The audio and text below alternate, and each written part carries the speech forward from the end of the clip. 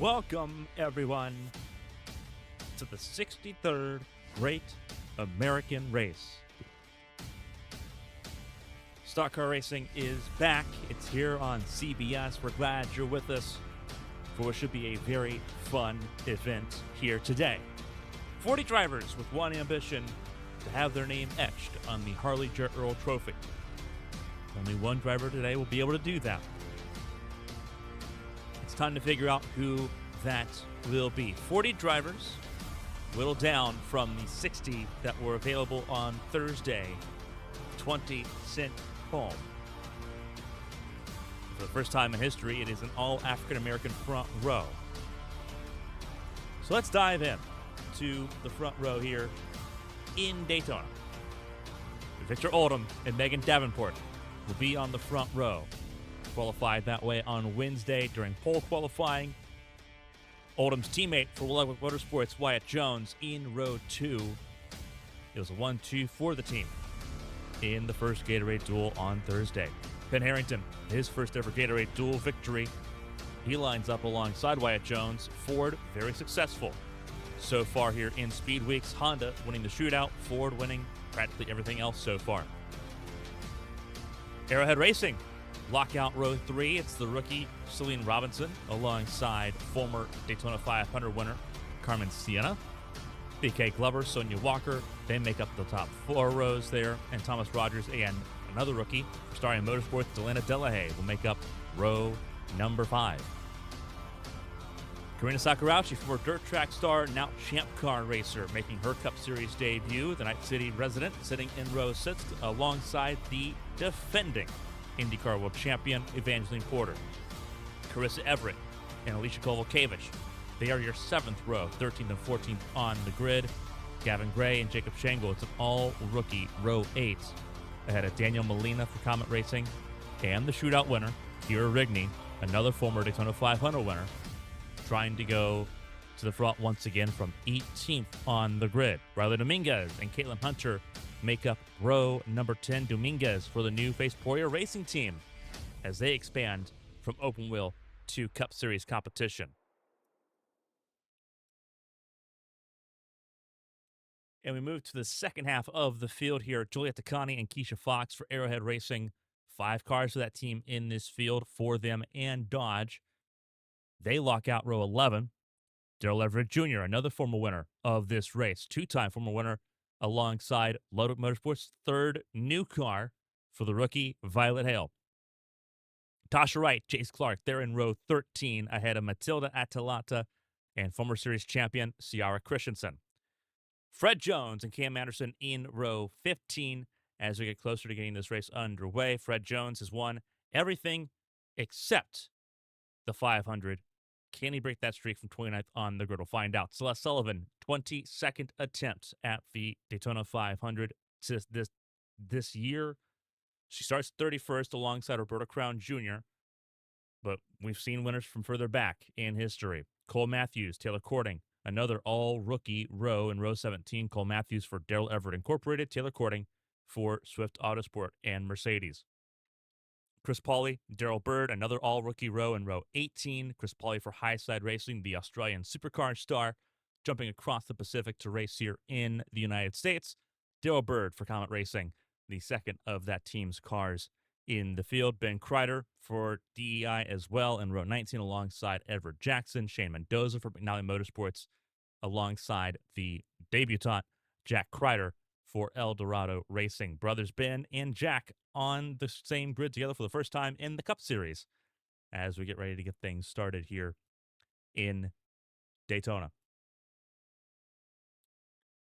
It's almost showtime, so let's go ahead and send a track sign for those most famous words in all of motorsports.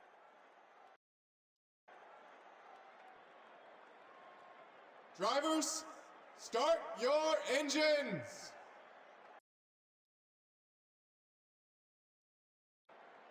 And now it is showtime here in Daytona for the 63rd Daytona 500. 40 drivers set to kick off the 2025 AT&T Cup Series season here on CBS.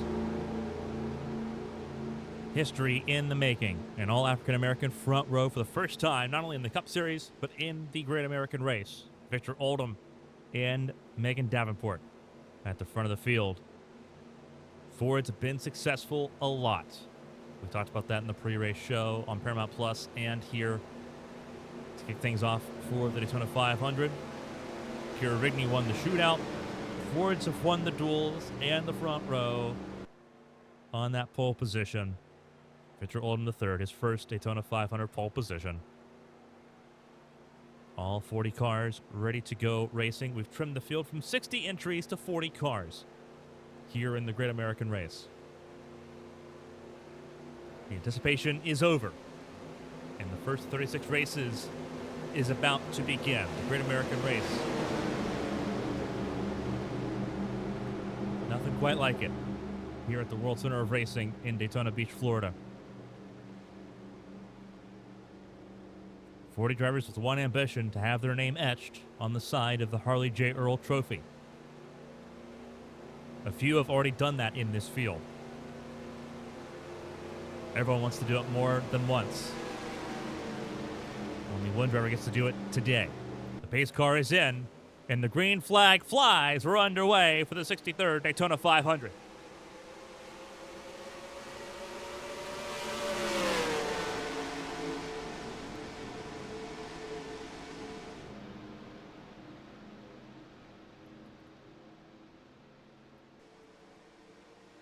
Oldham out in front early. Everyone trying the jockey positions quickly, though, here on the opening lap.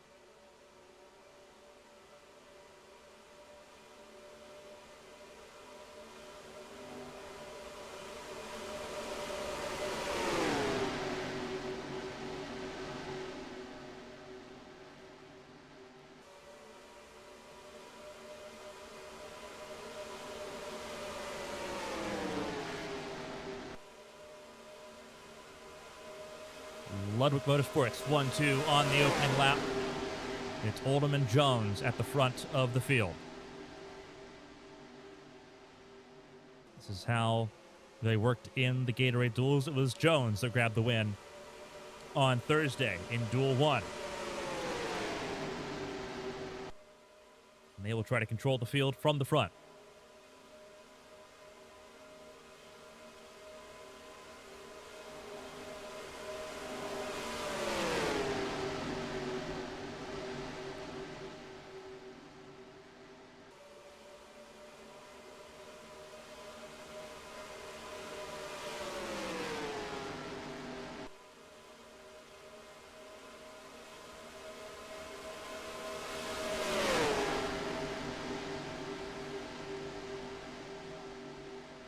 Jones wants to go to the race lead. Oldham's led the first 2 laps. Keeping on the 98. Celine Robinson. And move forward here. Oldham powers through in the outside lane. Side drafts off his teammate a little bit. Does he get clear before turn 3? Quite.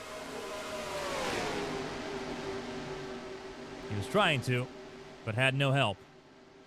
And so Wyatt Jones, with support from Robinson, going to try to lead lap number 3. And he does.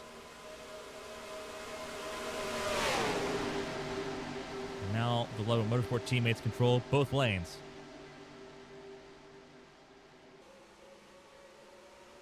As everyone shuffles for position here. Keeping on that 23. Oldham rallying back to the front of the field and gets clear of his teammate this time.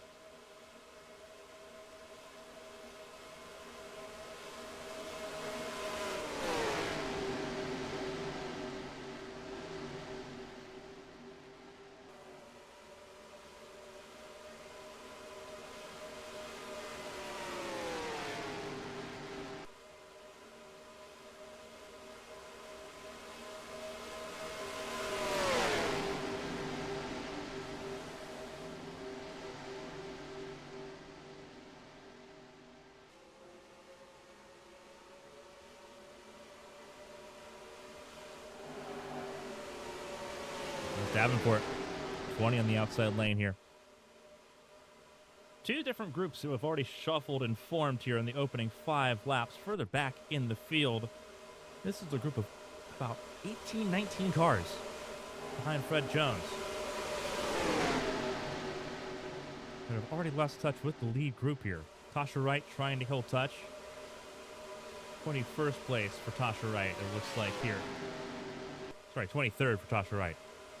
So 23 cars and then 17 in that second group. And everyone jockeying for position early.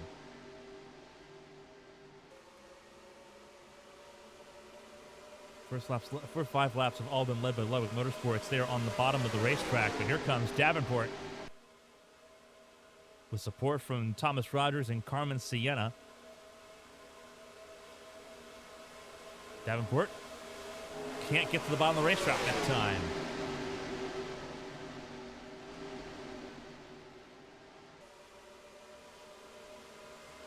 Has the momentum out of turn 4. And Davenport will lead lap 6. Third race leader here in Daytona.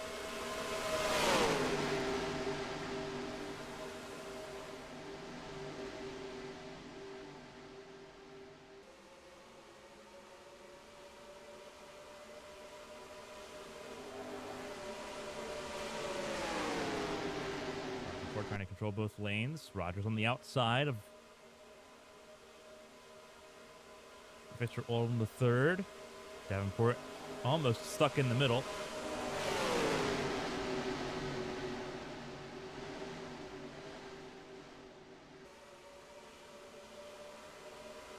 Here comes Rogers to the front, making it look easy. Across our finish line he goes. And will lead lap 7. Jockeying position still taking place further back.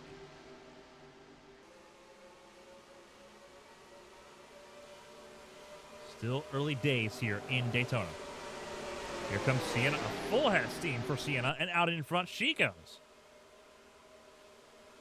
Rogers tried to block and instead ends up middle 3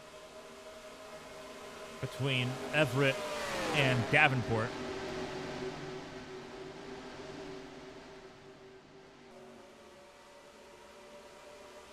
Also, I think Everett kind of backed out of that situation. A little early to go 3 wide like that. Sienna leads lap 8 with authority. 3 car length advantage. Here comes the field to close that gap right back up.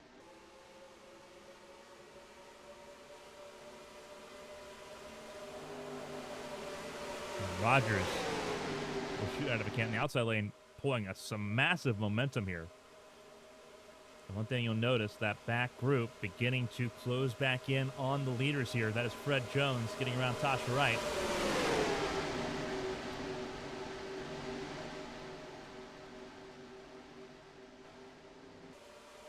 So they are beginning to lean back forward. So they may have hung back a little bit on purpose just to see how the opening laps played out. And now they're beginning to close back in at the front. Rogers now leads as we start lap 10.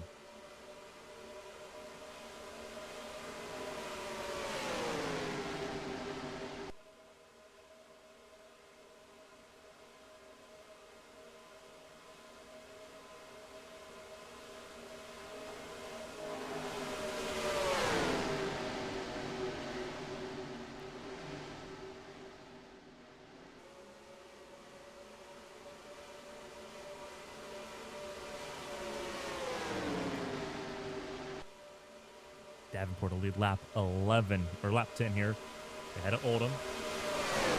Trying to play both lanes once again.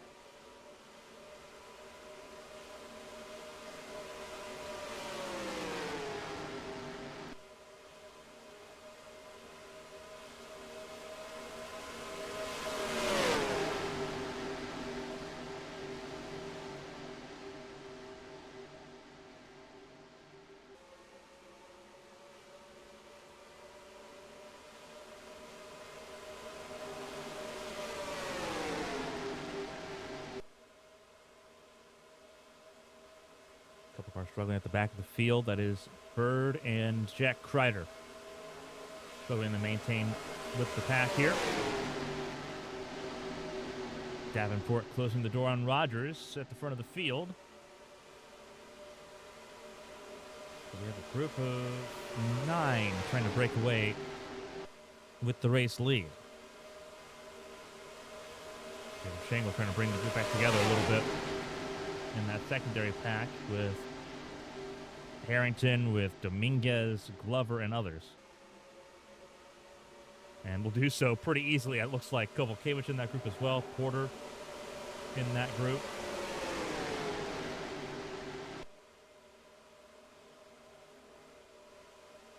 Looks like Everett Jackson also struggling a little bit early on here in that 32 car further back, while his teammate Glover does fantastic in the top 12.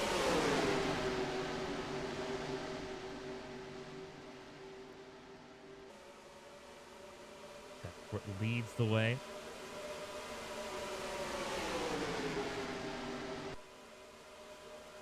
Leads again. 4th lap led for Davenport.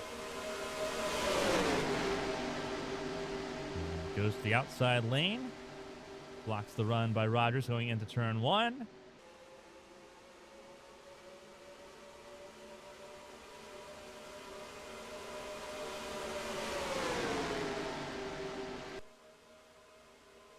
Right again.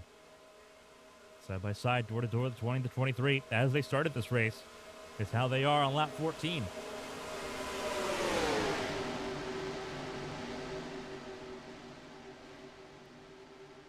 Inside lane, tough first 3 cars. Oldham, Jones, and Robinson practically identical from how they started. Robinson leads again, lap 14 in the books in the favor of the 20. The only Coach Parsons Racing Toyota in the field is at the front.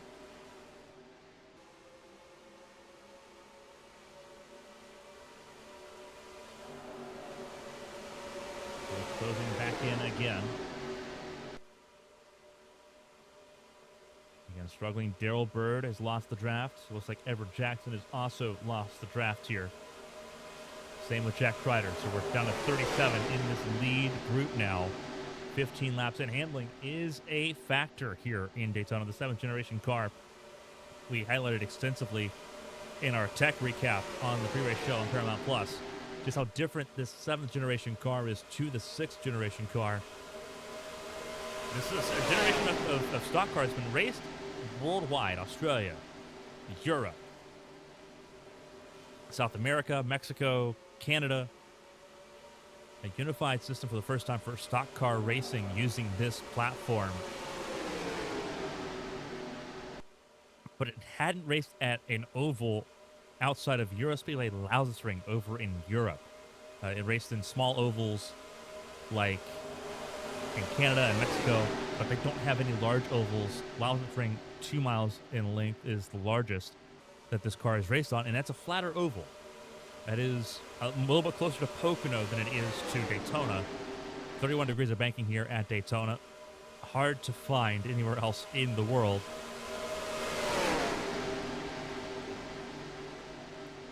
And there was not a lot of testing time with the holdout the last 2.5 years off the heels of the pandemic.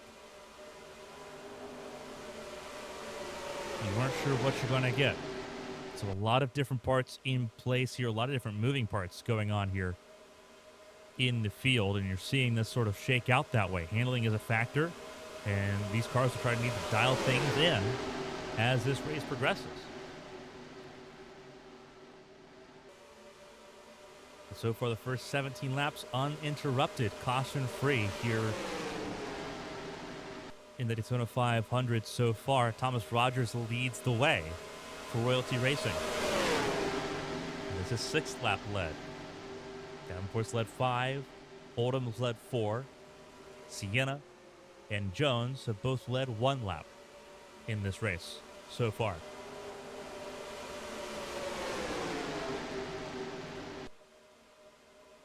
Only proving to be a lot at the moment. More cars beginning to struggle with wear as tires begin to give way. Tire wear was going to be a conversation. Fuel mileage set to go about, you can go up to 40 laps, it looks like, is what the window is beginning to feel like. 36 to 40 laps on a tank of fuel. Would not be surprised to see cars come in closer to the beginning of that window, but also would not be surprised to see a lot of your cars at the front try to stretch it that full 40 laps. That's going to dictate really, it's going to be dictated really by how your car's feeling. When do you want to come in? What's the first opportunity to do so? 40 makes it pretty clean. 40, 80, 120, 160 to get you to the end of the race under green. That is the big question. Will this race be under green? We have never had a green flag through and through here at the Daytona 500. That has just never been a thing.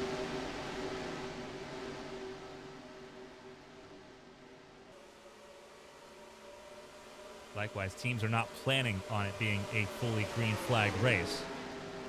We saw cautions already in the duels, sort of indicating towards that. Davenport with a huge head of steam, 5 car lengths advantage, leading her 7th lap here in the 500, her first attempt at the 500. Got loose, though, through turns 1 and 2, checked up big time. Here comes Thomas Rogers on the outside lane.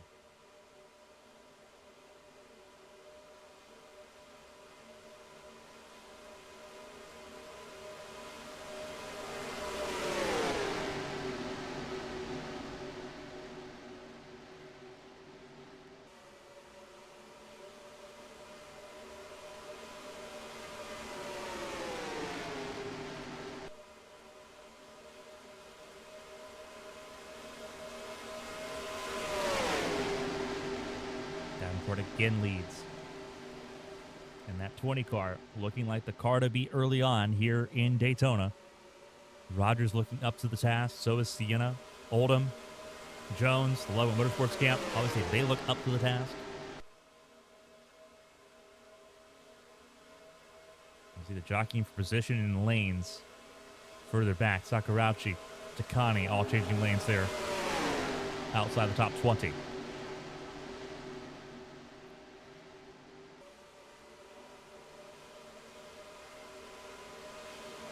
Out front and clear. Slots in front of Davenport.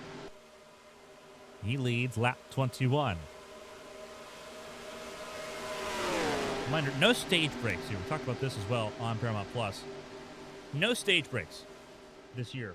No win and in system for the playoffs. We're back to the chase for the cup format for the postseason. But there's no stages. You're not racing the lap 60. You're not racing the lap 120. It is a 200-lap event. Part of the rule change rollback that Horizon Corporation put in place to begin its era in charge of the Cup Series.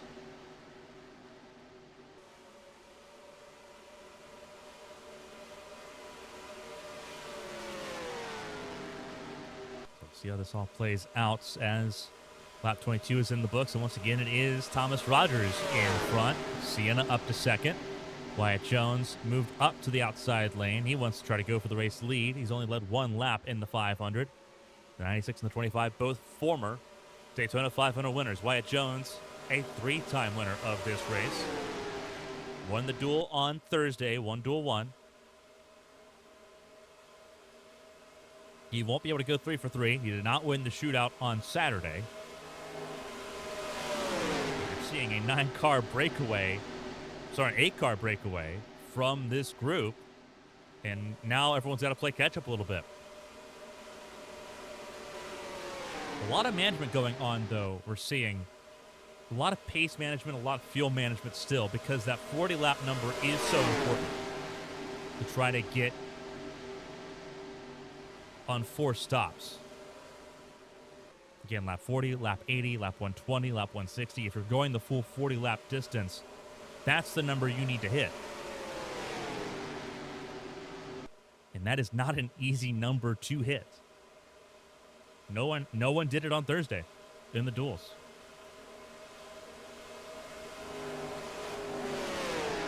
Furthest anyone got was 38 laps on Thursday, but the teams feel confident that they can make 40 laps happen under race conditions here today, and we're seeing that play out a little bit.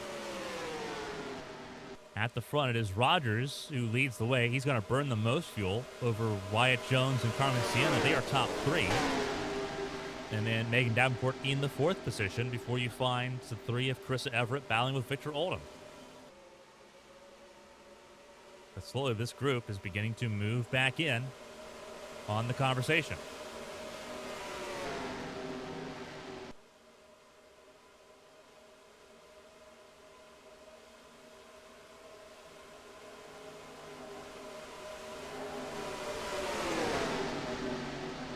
Wyatt Jones inside lane trying to get around the 2 of Thomas Rogers. With help from Sienna. Tries to block. Forces Wyatt Jones. Forces Thomas Rogers up the racetrack a little bit. Jones will lead that lap. He does get a second lap led. But just barely.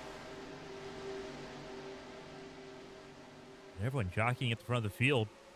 Either they know they can get to 40 pretty easy, or they know that for a fact that they can't, and they're just racing out. 2 different formations of groups here now, firmly put together. Ben Kreider leading that second group now.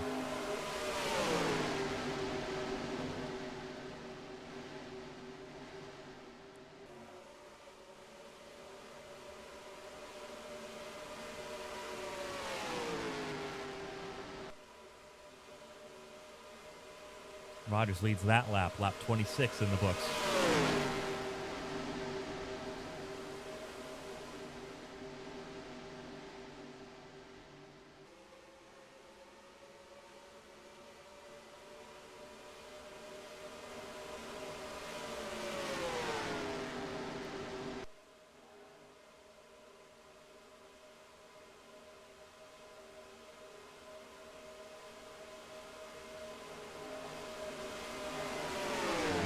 Trying to pull away from the rest of the field.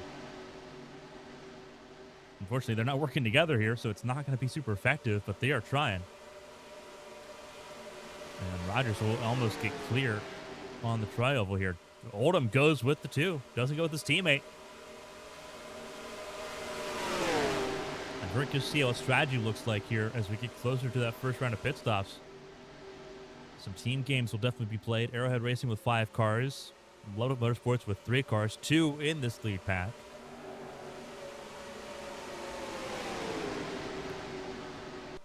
What do your Hondas do? What do the Toyotas do? There's not many Mercedes in the field. Do they stick together? Or is it sort of just situational pit with the cars around you? What about the teams with only 1 car in the field, like the 2 of Thomas Rogers and Royalty Racing? They had a 3-car operation. Only 1 car made the field. What do you do there? Not an enviable position, I would say.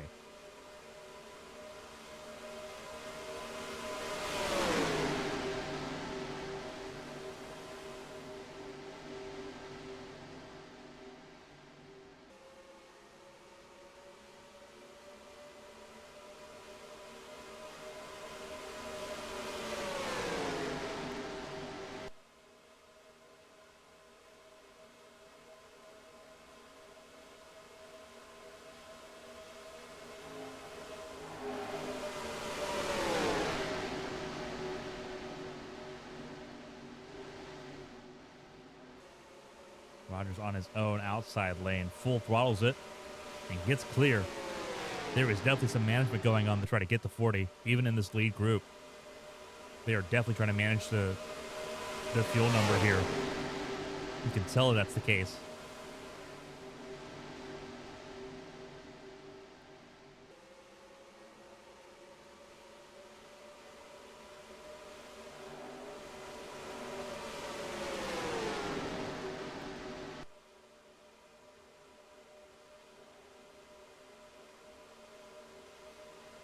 Coming to complete lap 30 here in Daytona.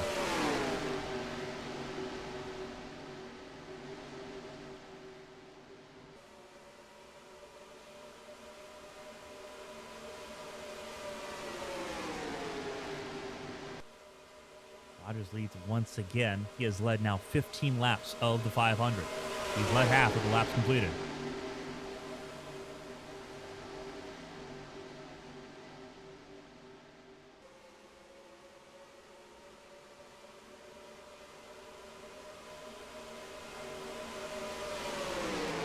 on the Arrowhead Racing Dodges here.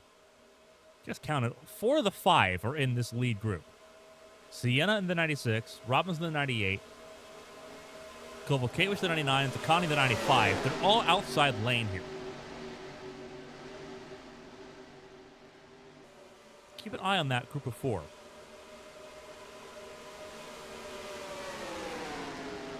Cycle through. The only one missing is the 97 of Keisha Fox, who is in that second group.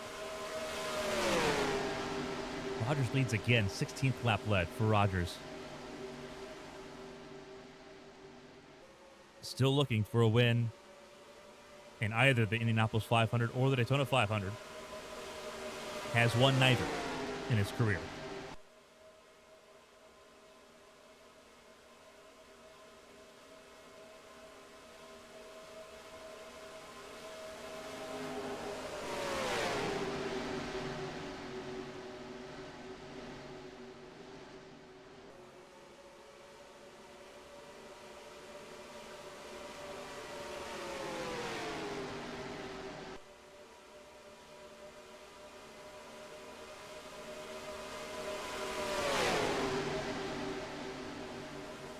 No pit window opens about lap 36. I do expect some takers then. How close to lap 40 can you get is a very interesting question.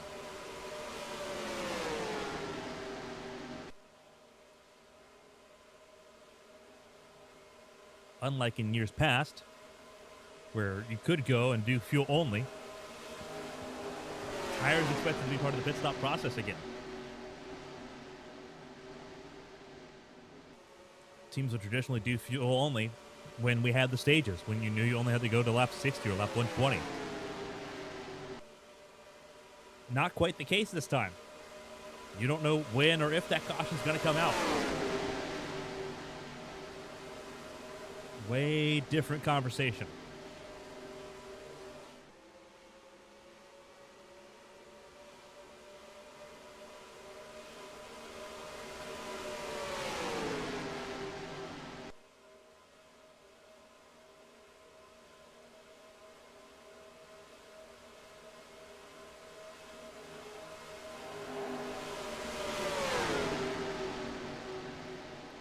This group is largely diminished down to about 14 cars is what we're seeing here. And some cars coming in early. That is Robinson and Davenport coming in early. Anyone else coming down pit lane? Yeah. The 33 at Glover. The 8, the 30. That's Daryl Everett Jr. and Karina Sakurauchi. So some cars coming down pit lane early.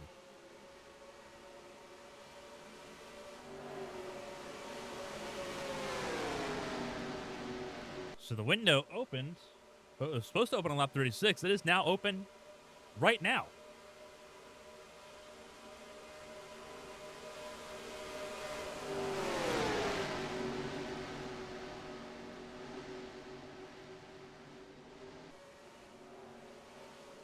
And Rogers coming in. He was leading a majority of that race up to this point. He comes in. So does Sienna. So does Takani. Sonia Walker comes in. Evangeline Porter comes down pit lane. Keisha Fox, Carissa Everett, Taylor Cording. And it looks like Daniel Molina, the 34, also down pit lane.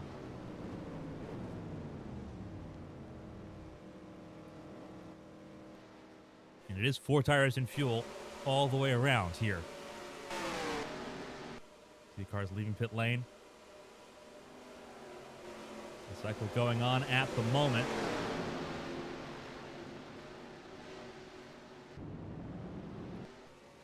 Delahaye and Oldham, do they come down pit lane? Yes, they do.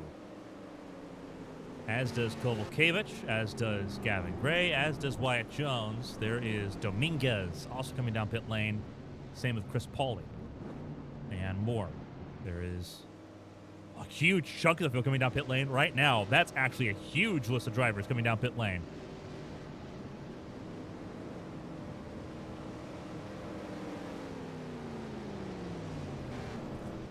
Clean pit stops needed here in the first green flag pit stop cycle.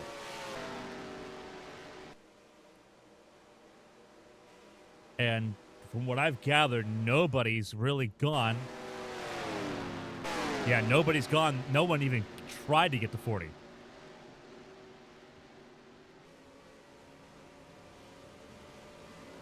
That is wild. You see everyone cycles out here. Very busy pit exit. Very, very busy pit exit.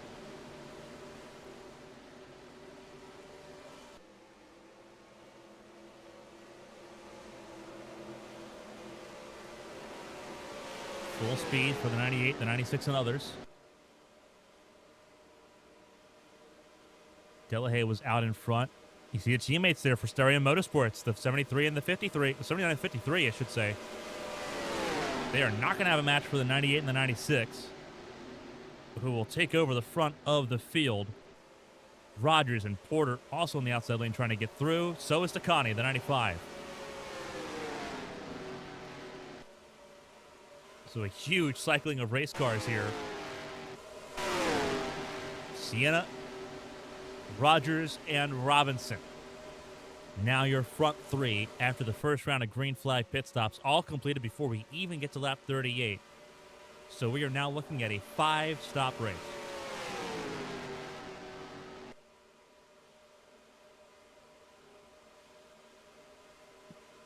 The answer of was a 4-stop race possible has been answered with a resounding no. So now it's the task to catch up to the front three before they walk away. Everyone in different groups now.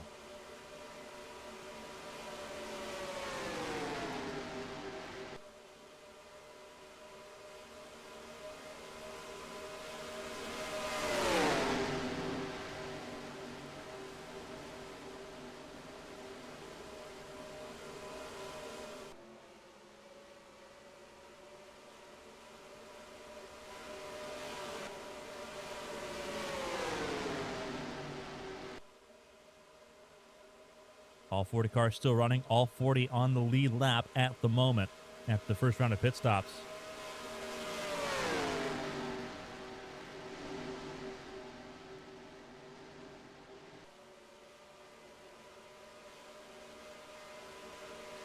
Right now is Thomas Rogers versus the world.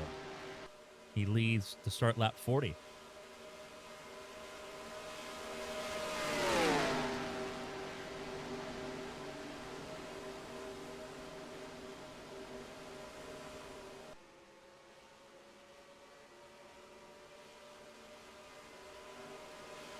Sienna, Robinson, a little bit separated. There's Takani. 3 of the 5 Arrowhead Racing cars are in this front 10, this top 10. That is a pretty good stat line at the moment for that team. But a lot of moving and shaking still has to take place here in the 63rd Daytona 500. Sienna tries to go to the front.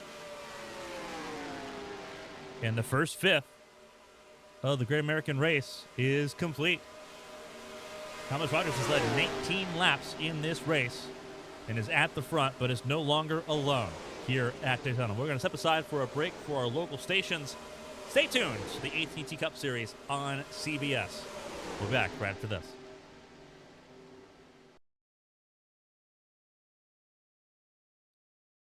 Welcome back, everyone, to the 63rd running of the Daytona 500. We are beyond the 25% mark here in Daytona.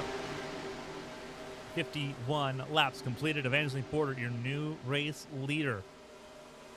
As we were back from commercial break for our local stations.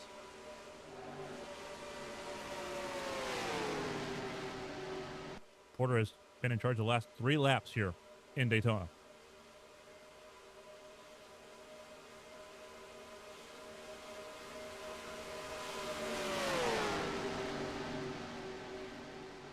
It is Evangeline Porter out in front, BK Glover in second, Gavin Gray up in this front 7 conversation, along with Carmen, Sienna, Thomas Rogers, who has led the most laps at 21 laps so far. Julia Takani The 98 of Celine Robinson and the 23 of Victor Oldham III are all in this conversation. Second group, further back as we go through the field, Riley Dominguez, Ciara Christensen, Delana Delahaye, Carissa Everett, Chris Pauley, Megan Davenport, Alicia Kovalkiewicz, and Wyatt Jones working together here in this second group. Third group, where you'll find Keisha Fox, Daryl Everett Jr., Roberto Crown Jr., Sonia Walker, Violet Hale, Shane Mendoza further back with Taylor Cording, Ben Kreider, Hannah Harrington, Kira Rigney, Jace Clark in a no man's land at the moment. And you have a group of 7 further back. This is 29th place Tasha Wright ahead of Jacob Schengle, Matilda Atalanta, Cam Anderson, Celeste Sullivan, Fred Jones, and Daniel Molina. Cars on an island on their own, Edward Jackson, Cole Matthews. You have Caitlin Hunter working with Jack Kreider and Daryl Bird, 40th and last. But all 40 cars still running, and so far, still on the lead lap here in the Daytona 500. But it feels like the Daytona 500s of old, where now you've got the fragmentations of groups around the racetrack here.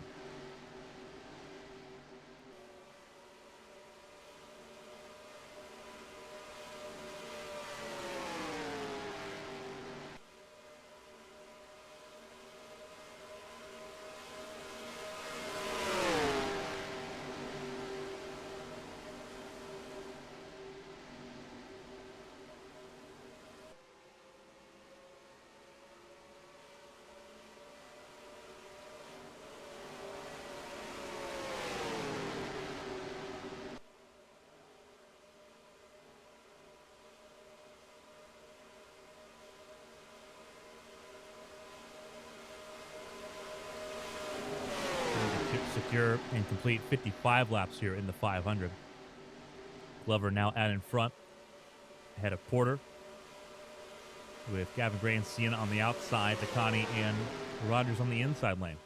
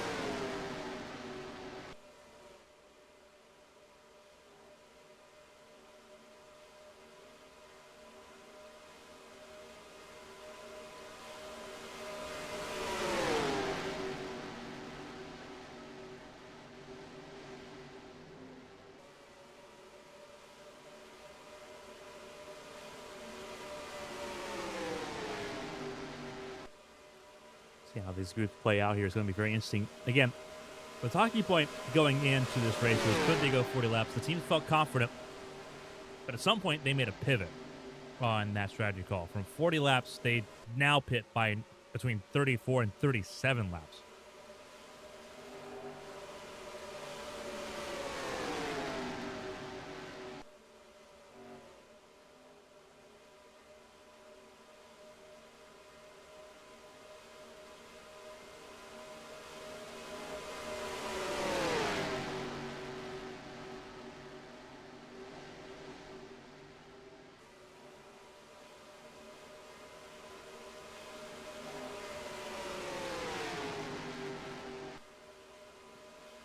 What that means is that I think by lap 68, the pit window opened for a second time. And we'll see who's got what between 68 and potentially 74, if the window is that wide.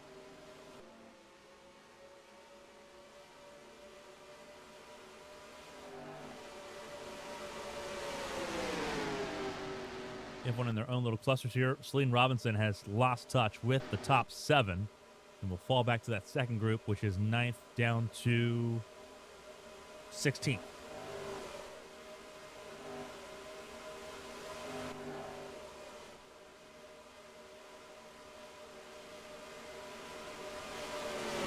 Fragments of groups all throughout this field here.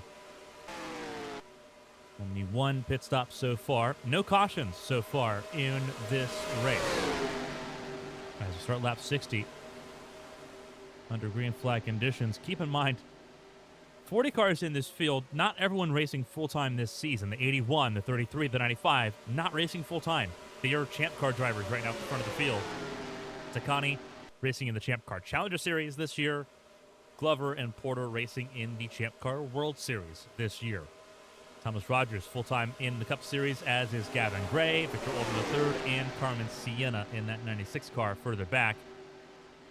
But they are currently being led by those Champ Car regulars at the moment. Porter out in front by a pretty decent margin will lead her 6th lap today to complete lap 60.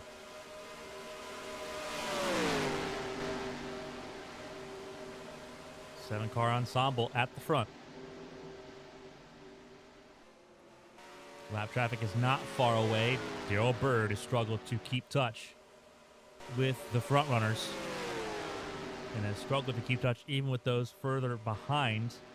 4-car line beginning to form between Jack Kreider, Cole Matthews, Caitlin Hunter, and Edward Jackson. And then the next group forward is a little bit further ahead. The 3 of Fine Celeste Sullivan, Daniel Molina, Fred Jones, and the 10 of Cam Anderson.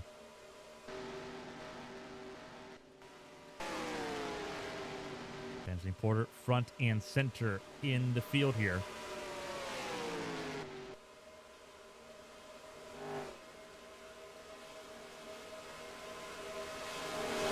Seven laps led now for Porter.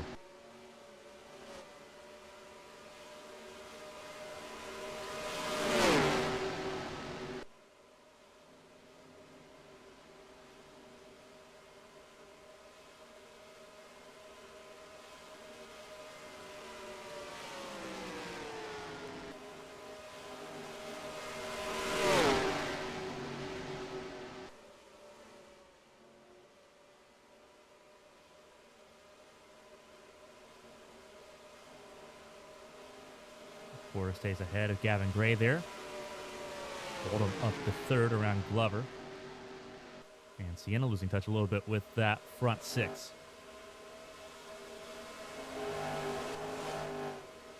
See Robinson fully acclimatized now into that second group behind Dominguez and alongside Chris Pauly. Get this group put together here. Gonna make things a little bit more interesting. Looking at the lap times here, we're trying to get a gauge. Last lap times across the board, about 47.9s for the front group. 48.2s for the second group. So this lead pack is pulling away a little bit. They are the fastest of the bunch.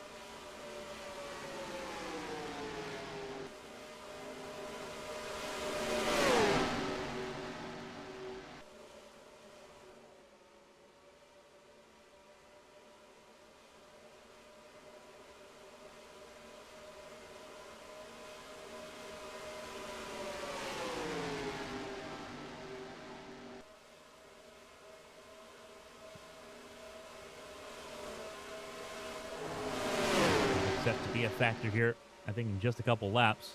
As we close in this second group. 42 threes compared to 48 zeros. Not really a closing game, I think, here at the moment. Pit stops will be very important Try to get the car dialed in as this race goes along. And again, those pit stops set to begin here in about 3 laps, it looks like, as the leaders do approach the 35 of Darrell Bird. And the first car to go a lap down, 65 laps in, is car 35.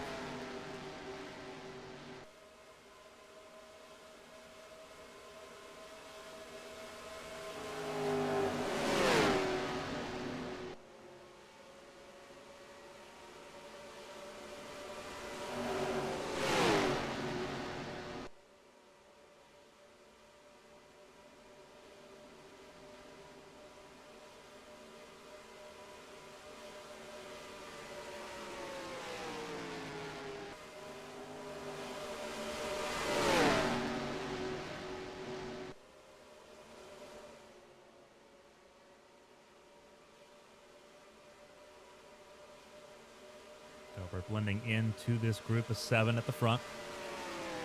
Porter leads the way.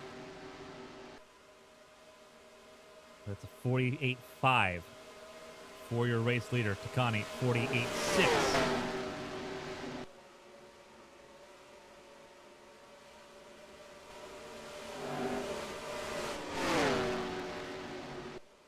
$48.8 for Rogers and Sienna. 48.3. This group did close in last lap at least by about half a second.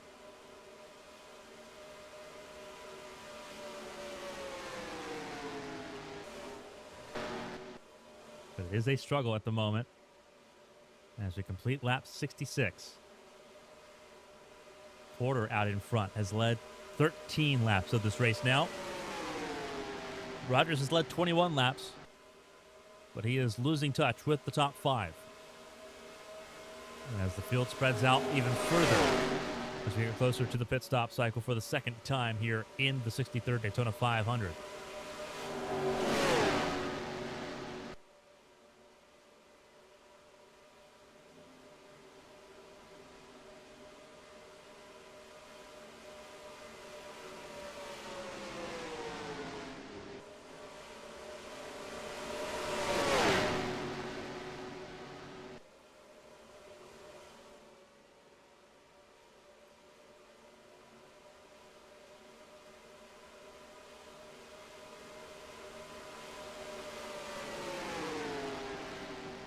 Now that Darrell Bird's in the draft, he's doing pretty well.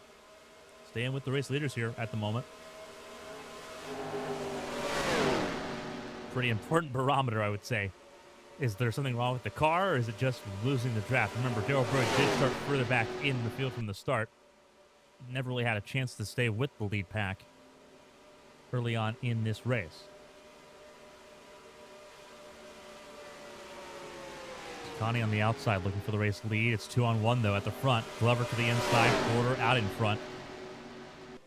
And then further back is where you'll find Oldham, Rogers, and Gavin Gray.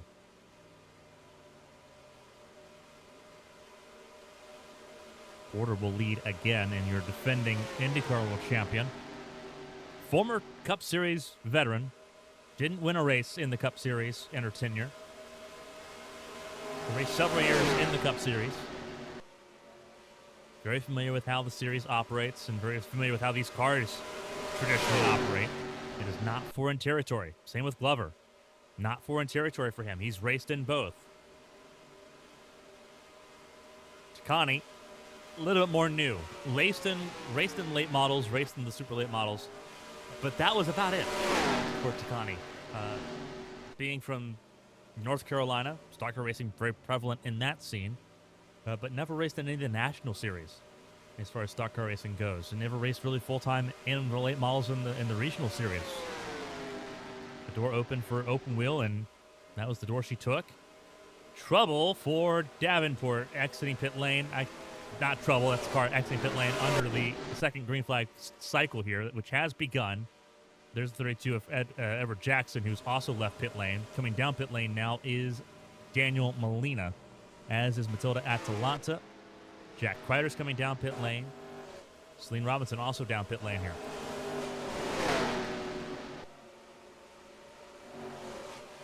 A huge gaggle of cars here through turns 1 and 2, further back in the running order. Sienna's been picked up by the second pack here. Cars coming down pit lane. Daryl Bird comes down with BK Glover.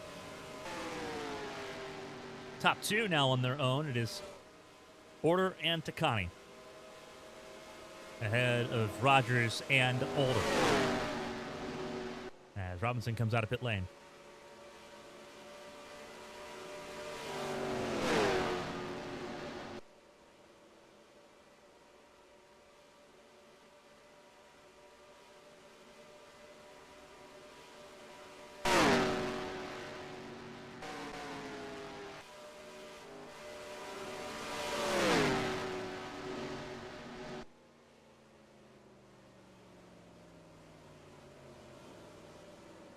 Leaders all come in top five, all come in together. Dominguez stays out. The 66 car will stay out and will inherit the race lead.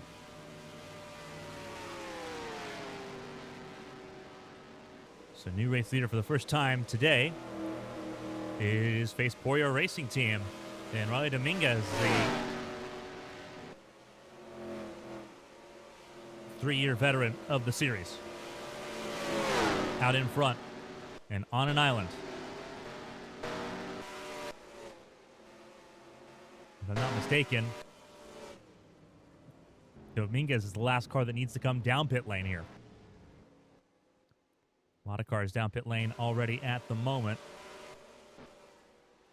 See where everything shakes out. There is Dominguez. Does Dominguez come down pit lane this time? Yes. Will not quite get to Daryl Bird and Ciara Christensen before making the beeline towards pit lane. And so Dominguez will be the last car to make a stop. See where this group comes around with the race leaders in question. Some of them, oh, trouble! Carissa Everett in trouble. Engine expires on car number 3.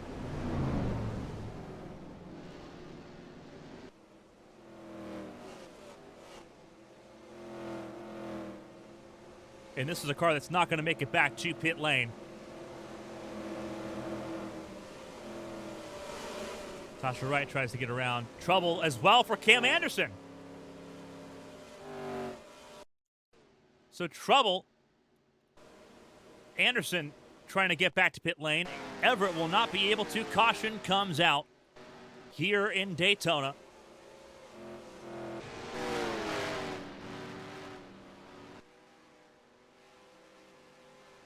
Dominguez did beat the pace car out, it looks like here.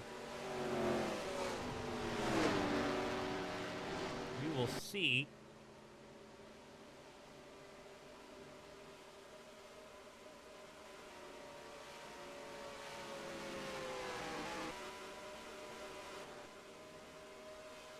So Dominguez did beat the pace car out, so they have got to go another lap here around the pace car.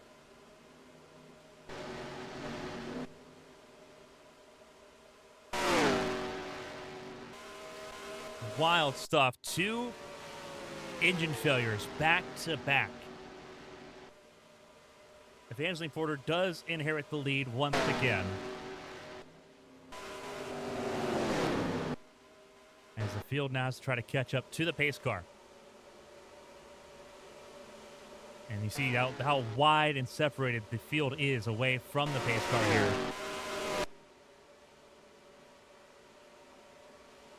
It looks like it is actually a clutch failure for Cam Anderson. That's what we're seeing reported on our end here in CBS Sports Studio.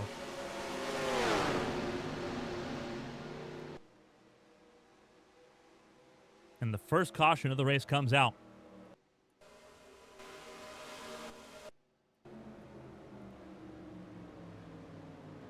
And Daryl Burr will be the free pass recipient.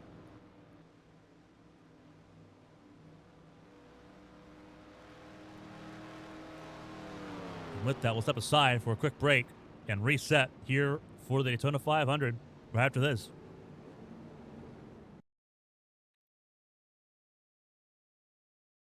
Welcome back, everyone, to the 63rd Daytona 500 under caution for the first time. Cleanup completed here following engine failures for Carissa Everett and Cam Anderson. 38 cars in the lead lap. Daryl Bird, the free pass recipient at the tail end of the field. And for the first time since the beginning of the race, we're going to have a fully packed together field for a restart for the first time. We talked about it before. There's never been a Daytona 500 that's been caution-free, and that record will continue at least one more year. Thomas Rogers, Celine Robinson at the front of the field. We had just gotten through a green flag pit stop cycle. Everyone came in and topped off with fuel. Thomas Rogers and Celine Robinson at the front of the field. Evangeline Porter and Violet Hale in row 2. Sierra Christensen and Wyatt Jones in row 3. Then it's BK Glover and Gavin Gray, row 4. Your top 10 is rounded out by Riley Dominguez and Julia Takani. So the work begins again. Like new, 2 cars down, 38 remain, all of them on the lead lap. And with that, the green flag flies, and away we go.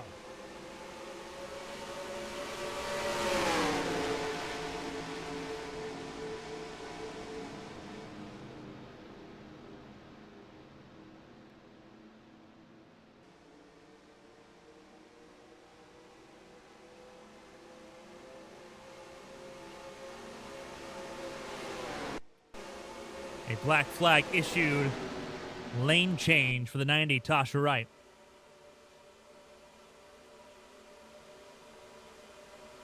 Lane change before start finish line. The 90 will have to do a stop and go penalty. A gut punch after just getting onto the lead lap here. Or getting back with the lead group. Now thrown back down again.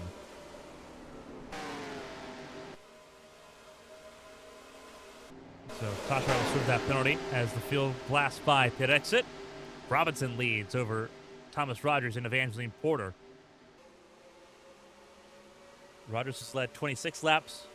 Porter has led 19. Robinson just led her first.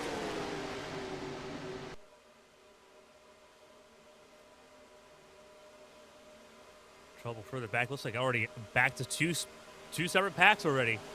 Sakurauchi separating the second pack from the lead group. Robinson out in front ahead of Porter, and Rogers on the outside lane. Behind Porter on the inside is Sierra Christensen.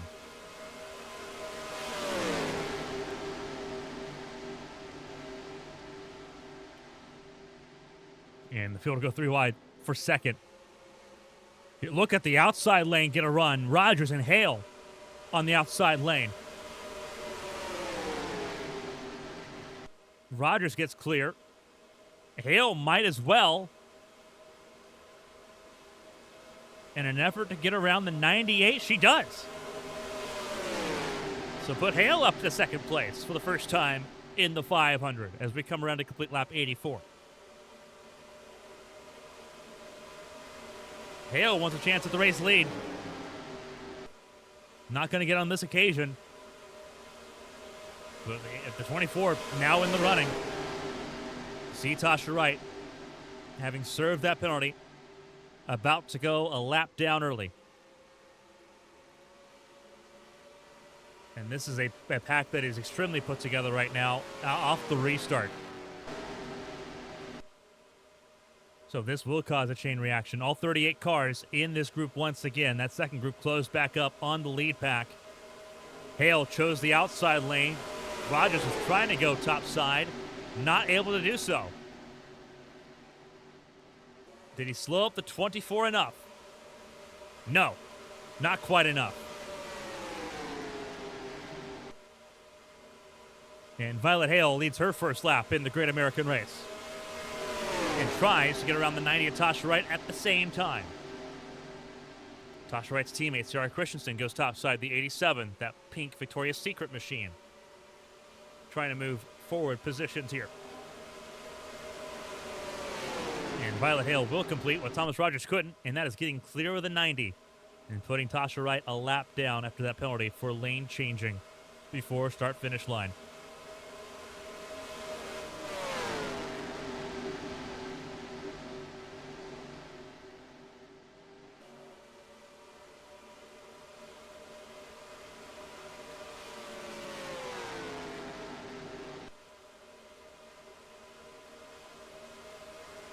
Violet Hale leads the second lap. Try to control the lanes. Lap car. Tasha Wright going to try to battle to get the lead. Try to get back to the lead lap at least. Whether or not that's successful, different question. But he's going to give it a shot here. No blue flag rules like what you see in open wheel competitions or in sports cars, really, for that matter.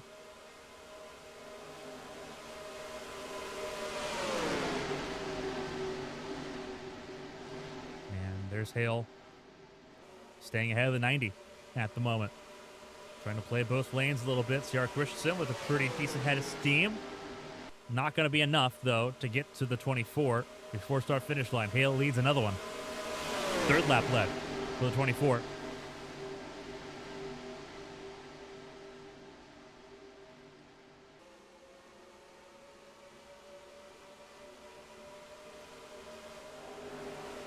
And here comes Christensen. A little bit of side draft to get ahead. And Christensen now in front, former series champion, in the lead.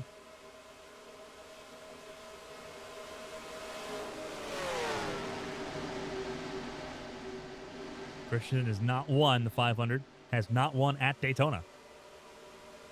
Trying to change that. One of many drivers trying to change that here today.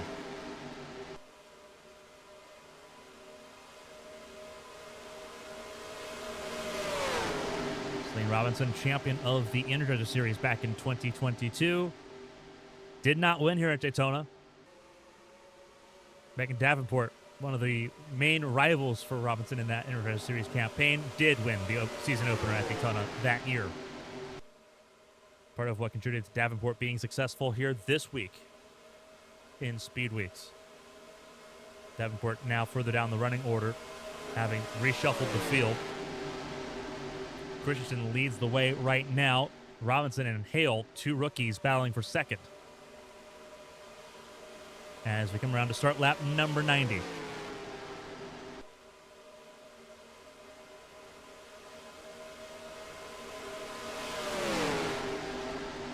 Hale's going to look for the race lead. Going to use Tasha Wright, Christensen's teammate, as a pick here. Jones goes to the bottom with his teammate. Porter goes to the bottom in front. And now there's a separation that's going to have to be closed up here down the back straightaway.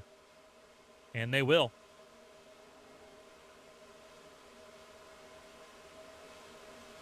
But Christensen stays in front here.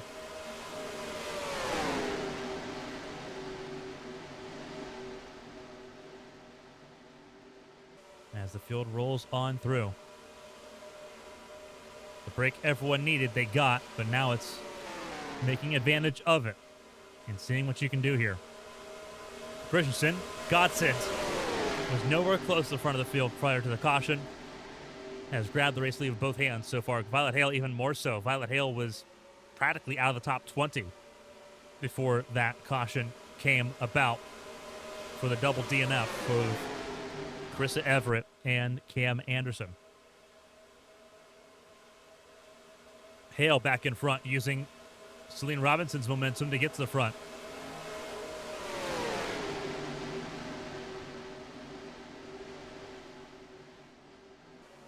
A lot of lead changes so far. No one's really gotten close other than Porter to touching Thomas Rogers' laps led counter. 27 laps led for Rogers, 19 for Porter. Both of them mid-pack here in this front pack. And you see that there's now once again a separation between first and second groups here in Daytona. Taylor Cording hanging on to the lead group. Keisha Fox and Megan Davenport lead by technicality the second group. That is a lot more stretched out.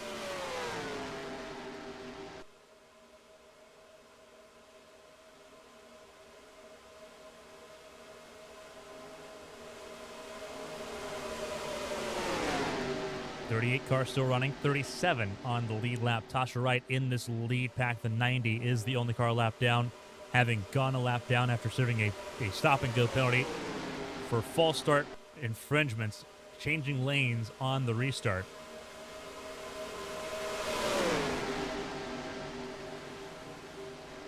Hale back in front here has led 4 laps. Christensen led 3. Robinson has led 3. former champion and 2 rookies, lead the way here in Daytona as we inch closer and closer to the halfway point of the Great American Race.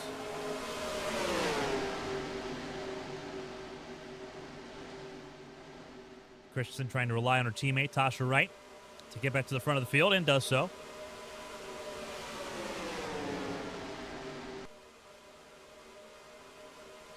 Lap 93 in the books in favor of the English driver.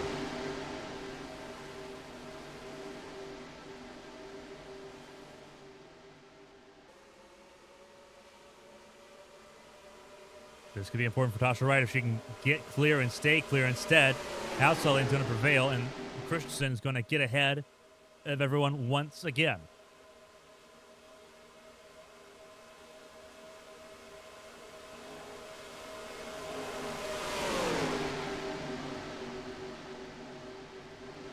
A couple cars already losing touch with the second pack here. Caitlin Hunter not having a fun time there for Emerson Motorsports compared to her teammate Celeste Sullivan, who's a little further up the field. Cam Anderson, the third car for that team, out of the race with that engine failure.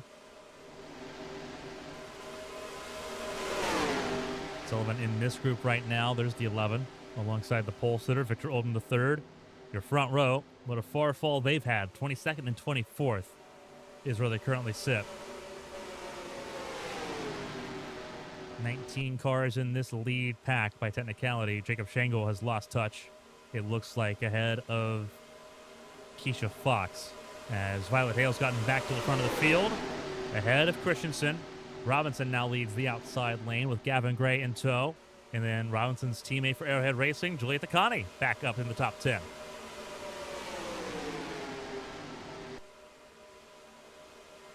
Three of the Arrowhead cars in this group, technically 4, with Sienna at the very tail end of this group. But 3 in this main conversation. Takani and Kovalkiewicz, not full-time participants, racing basically just this race here today. Robinson, along with Fox and Sienna, racing full-time for Arrowhead Racing in the campaign this year. As the field shuffles around, Violet Hale continues to lead the way. And it's a dogfight for second, with Robinson side by side with Christensen at this present moment. Violet Hale trying to break the draft a little bit. Christensen wiser to it.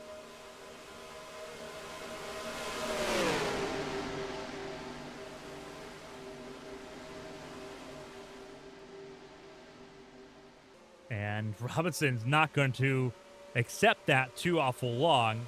To the very far outside lane goes Robinson, the 98, gets clear of the 87, and tries to go to the front of the field. Robinson wants the lead of the race. Got tired of playing second and third fiddle. Gets clear of Violet Hale. From third to first on the back straightaway goes the 98 of Robinson.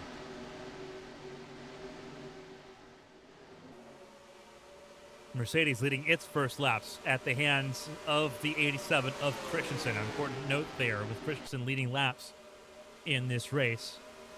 Both new manufacturers have led laps now in the 500. Honda and Mercedes, alongside with Ford, Chevrolet, Toyota, and Dodge. All 6 manufacturers have now led laps in the 500.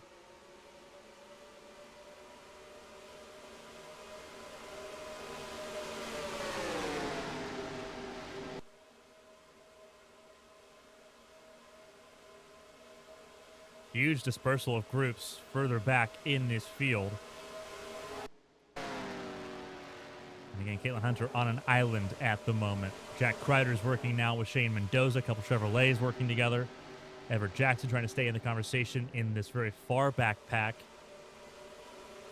And will do so.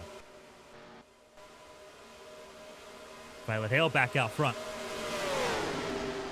Ahead of the lap down Tasha Wright. And then you've got Robinson and Porter battling for second place. Christensen and Wyatt Jones battling for fourth.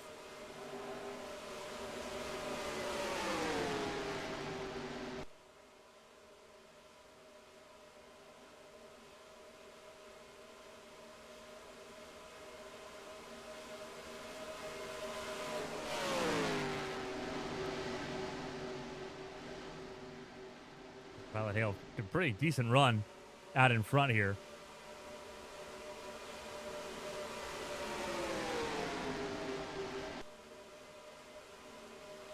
We start lap 100 with Violet Hale out in front. And that Jack Daniels number 24 leading the way.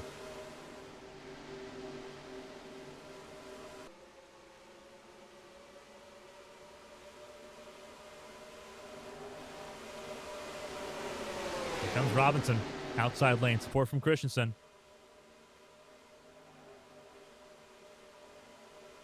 Hale thought about going to the bottom of the racetrack. Will do so.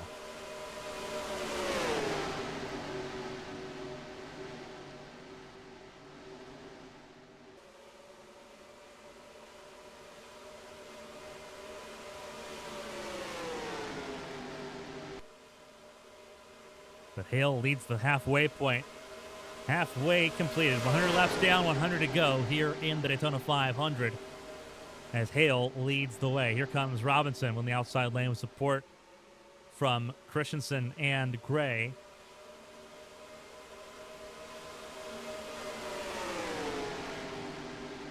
Side by side down the back straightaway they go.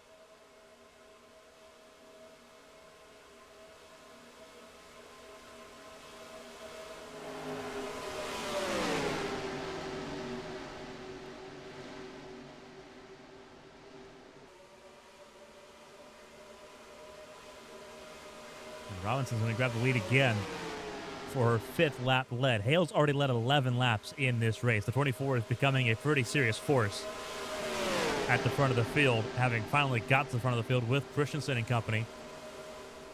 Robinson, though, leads the way. 5th lap lead. Another lead change here in Daytona. 100 laps complete. We have now exceeded 40 lead changes here in the Great American Race.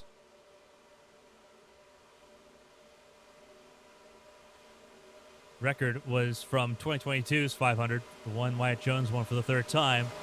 51 lead changes in that race 3 years ago. Christensen wants the race lead back. I have a feeling we're going to pretty well smash that record for lead changes in a Daytona 500.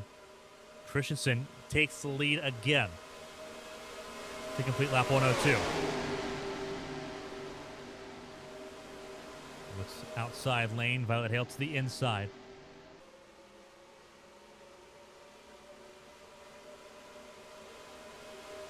Of those in the top 10 at the moment, only 2 have yet to lead a lap in the 500. Gavin Gray has yet to lead, and Ben Kreider has yet to lead. The number 1 machine for Darrell Everett Incorporated has moved into the top 10 conversation. But has yet to lead a lap in the race as he makes his charge forward. Christensen out in front will lead again. 6th lap lead for Christensen.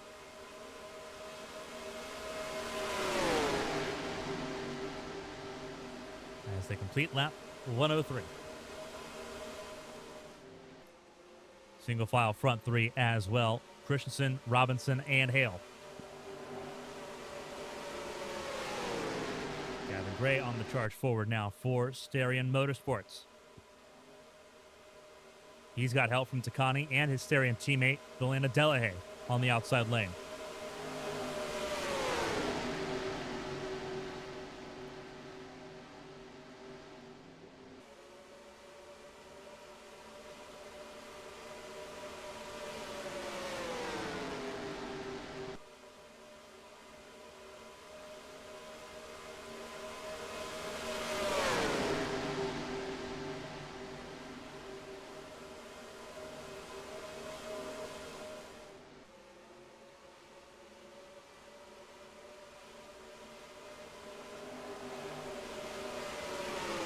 Huge run for Robinson out of turn 2 to take the lead back away from Christensen. Gavin Gray up to 2nd.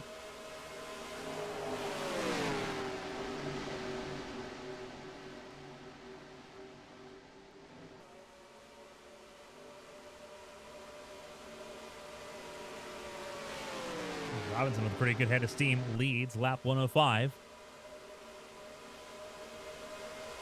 95 laps to go here in the Great American Race.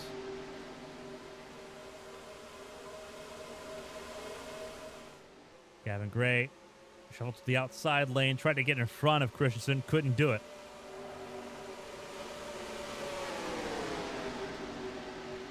Robinson tries to block the outside lane, moves back to the bottom.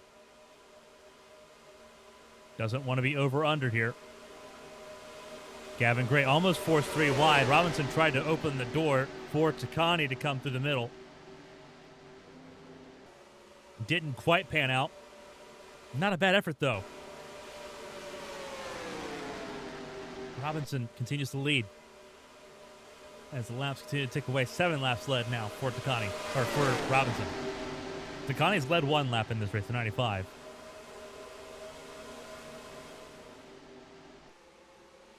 Kovalkiewicz, the Polish driver, yet to lead.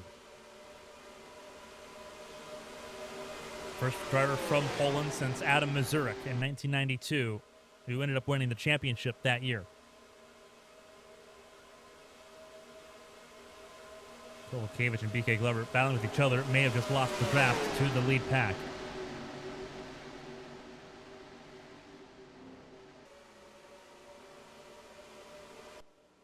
Big run from Robinson.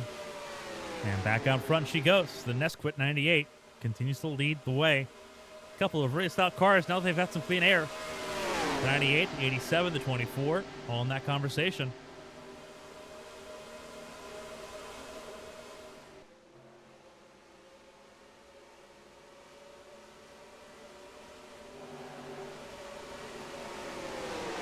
Here comes Gavin Gray looking for his first lap lead in the 500.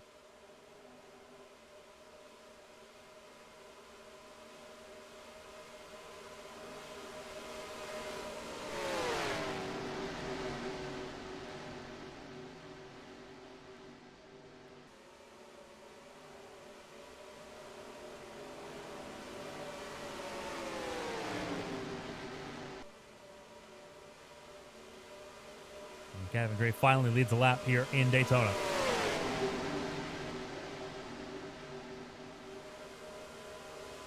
But still under threat. Takani next in line on the outside lane. Robinson leads the way on the bottom.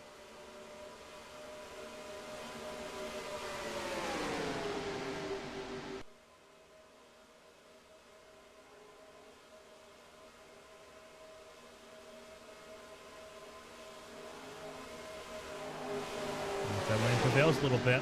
And here comes the outside lane once again.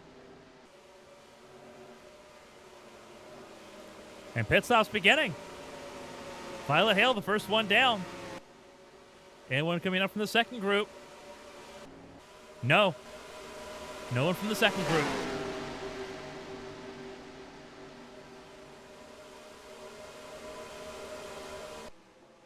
That's in sequence. That is an in-pit stop sequence. That works. Lap 76, when everyone came down pit lane for the first time. Wyatt Jones came down the lap before. You see him now leaving pit lane.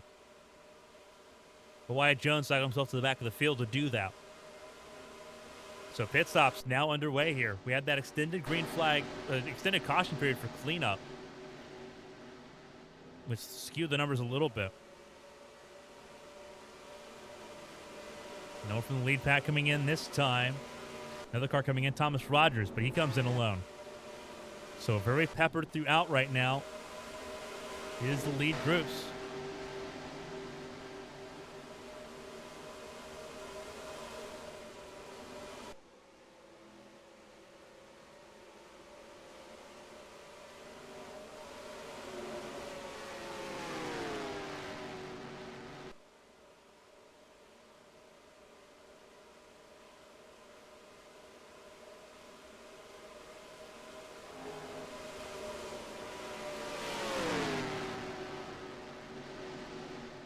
Looks like more cars are ready to come down pit lane, it looks like.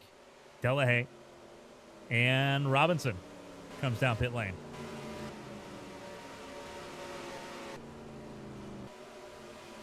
And more cars coming down. Harrington down pit lane. Harrington, there's Fred Jones down pit lane. Edward Jackson down pit lane. Gavin Gray continues to lead out in front.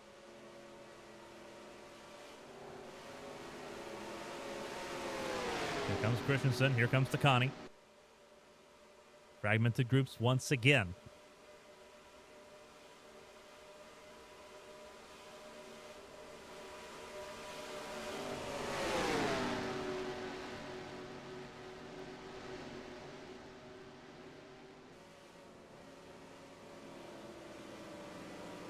Here comes Gavin Gray down pit lane with Vale Dominguez, who stayed out longest on that first green flag pit stop cycle to try to lead laps here.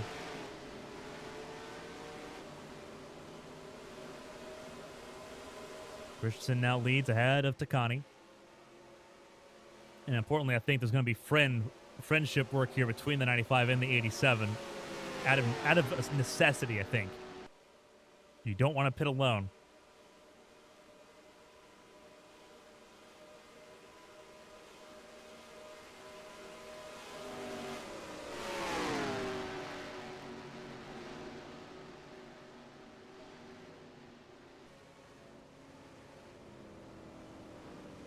And here they come down pit lane together.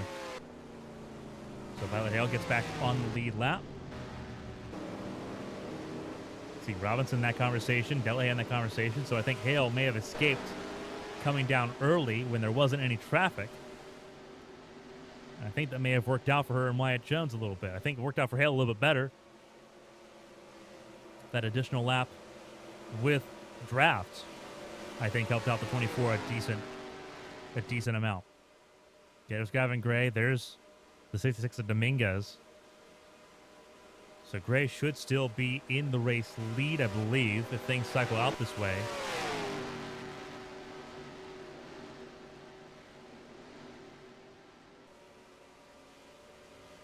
But Hale's going to be in that conversation. And Robinson's not going to be far away either. There's these cars leaving pit lane now. All of this for position. Christensen already in turns 1 and 2.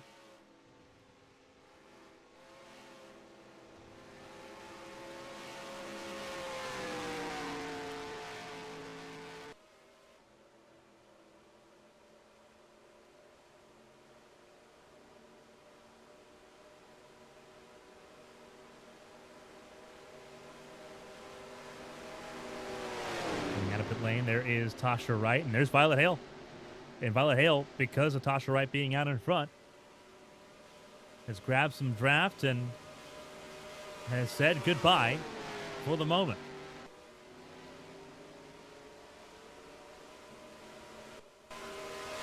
Car in pit lane, that is Daniel Molina. Car leaving pit lane now is Celeste Sullivan, who was the last one to come down pit lane. So Sullivan grabbed a bonus point for leading a lap. But we'll drop down the order here. Got a group of 5 in this conversation. Wyatt Jones has made himself known with Delahaye, with Gray, with Christensen, and with Celine Robinson.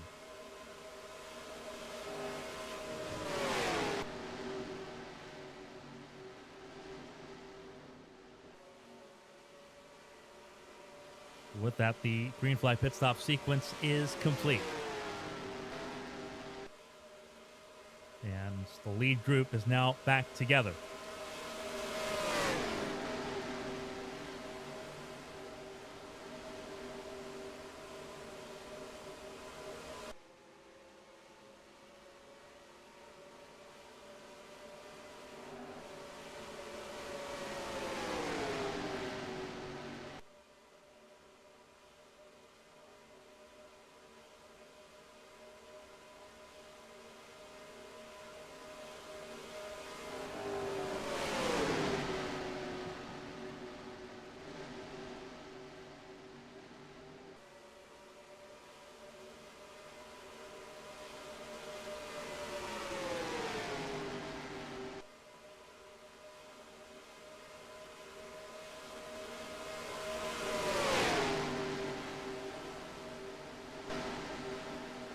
Second group put together here.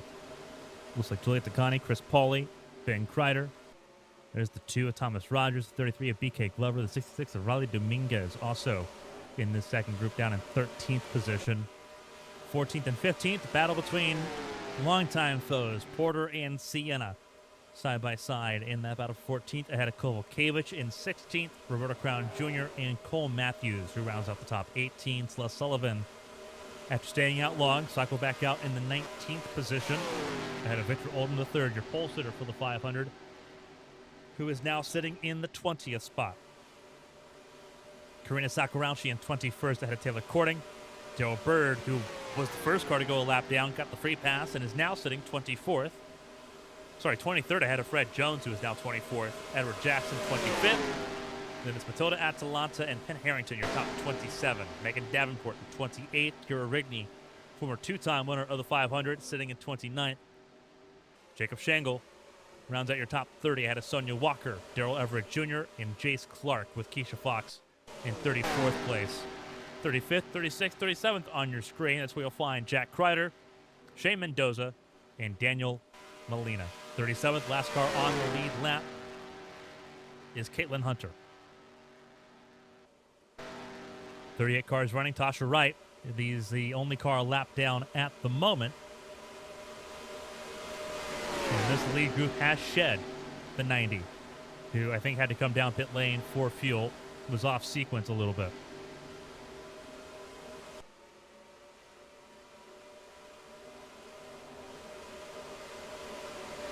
Meanwhile, the first and second groups that were that top 13 have sequenced themselves together.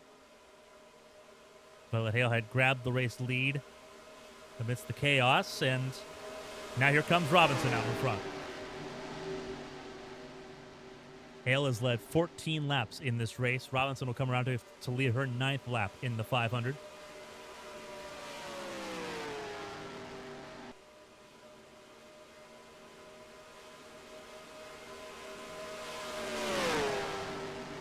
And now the field's got to kind of coalesce again to try to find the common ground of closing the gap to the front of the field. Dominguez in 12th, trying to hang in there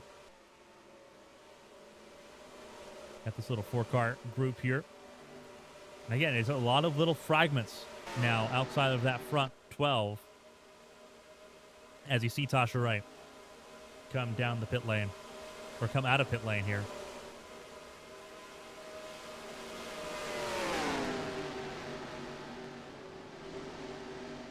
We'll help Cole Matthews get up to this group, make it a group of 6, I do believe. Group of 5, sorry. Possibly a group of 6 if Dominguez loses the draft here.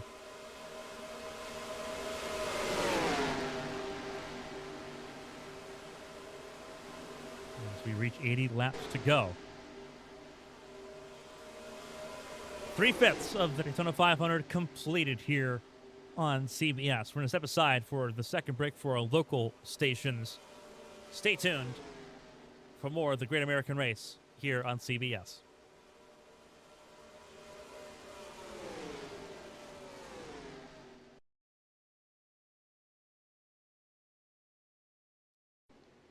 Welcome back, everyone, to the 63rd running of the Daytona 500. We are under caution for the second time. A blown tire. 43 of Chris Pauley. Debris on the racetrack. The second caution of the race. See him on the racetrack once again. We are under caution. He is a lap down now as a result of having to come down pit lane and get some work done to get that car back out and in shape.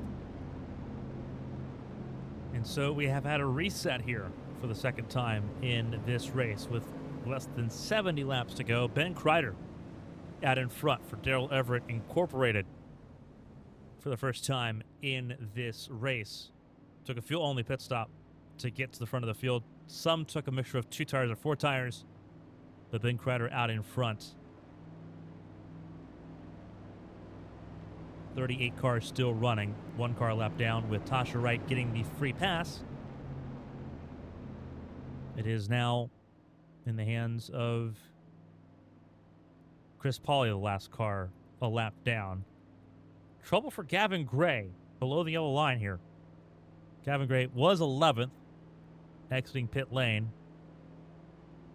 And there may be something wrong. It could be a loose tire for the 53 at Gavin Gray.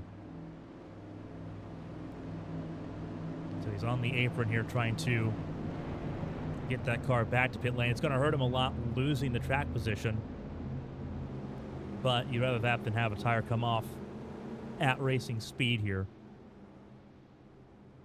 And so he will go a lap down.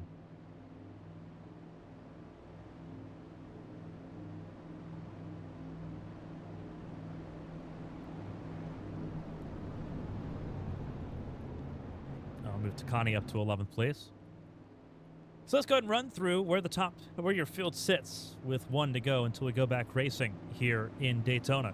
Ben Kreider, front of the field ahead of Ciara Christensen, Celine Robinson, and Delana Delahaye are top 4. The only driver that went fuel only was the one of Ben Kreider. Everyone else took at least 2 tires here to get back for this restart. Evangeline Porter 5th ahead of Alicia Kovalkiewicz, who also took 2 tires. And Violet Hale took 4 tires on her stop. 7th place is where she sits ahead of Taylor Courting. Daryl Bird, Celeste Sullivan, your top 10. And then it's Juliette Takani, BK Glover, Karina Sakurauchi, and Cole Matthews, your top 14. 15th, Daryl Everett Jr., ahead of Roberto Crown Jr., Thomas Rogers, Edward Jackson, Riley Dominguez, and Kira Rigney, your top 20 here of 38. Fred Jones, 21st. Carmen Sienna, 22nd. Jack Kreider, 23rd now for him. 24th is where you'll find Sonia Walker. 25th, Jacob Schenkel. 26th, Matilda Atalanta. Shane Mendoza, 27th. 28th, Victor Oldham III. Keisha Fox, 29th. 30th, Penn Harrington. Jace Clark, 31st. 32nd, Caitlin Hunter. Wyatt Jones, after a slow pit stop, down in 33rd position alongside that of Megan Davenport, 35th. And now on the lead lap is Tasha Wright alongside Daniel Molina. Gavin Gray will be at the very tail end of the field on the lead lap after getting that loose wheel secured. We will have 38 cars rolling once again. Only 2 retirements, both for engine failures, as the green flag flies. A second restart underway here in Daytona.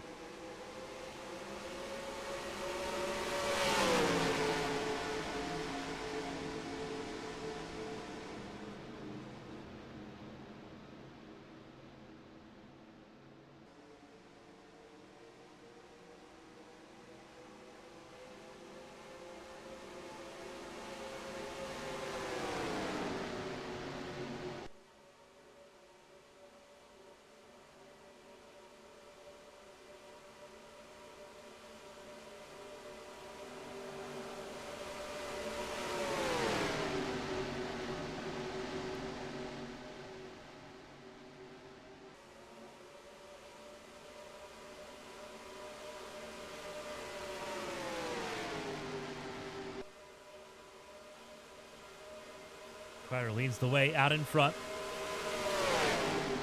The field put together again in trouble. Jace Clark starting a penalty.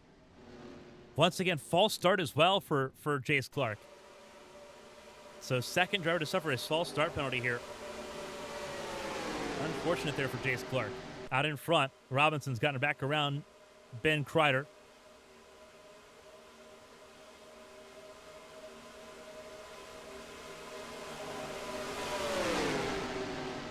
And that is a 2-car breakaway in a pretty serious way. Out in front. Thankfully, numbers games do matter here, so the second group will catch up to the leaders once again in pretty quick order here. Thomas Rogers trying to catch up to the lead pack as well, along with Riley Dominguez, as they sail off into turns 1 and 2, with 66 laps to go.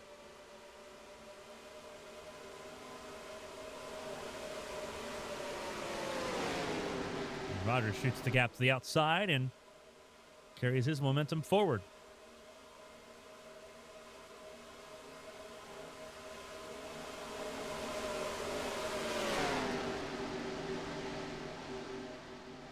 Ben Kreider caught up here. That is Taylor Courting moving up into the top 5, battling for second place. Robinson continues to lead the way. Kreider battling for second with Hale and with Courting.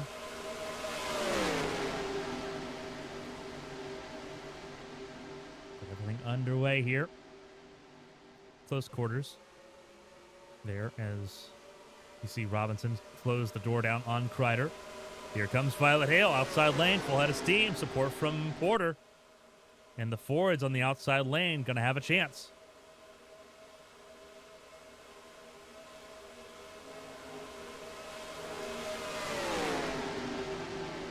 All three Swift Autosport cars on the lead lap. Two of them in this group now battling for position. Cording and Christensen have moved up into those spots. Christensen's been up in the top five for a decent chunk of the second half of this race. But Cording up here for the first time all race in that 50 car. And new race leader, Violet Hale, 20 laps led now for the 24.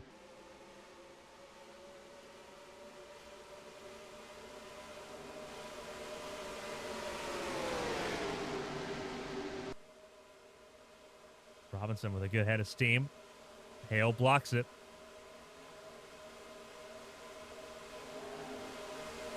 As Hale stays out in front, Chase Clark will get ready to go a lap down here. We'll add to Chris Pauley being a lap down. 3 wide in the middle is Kovalkiewicz.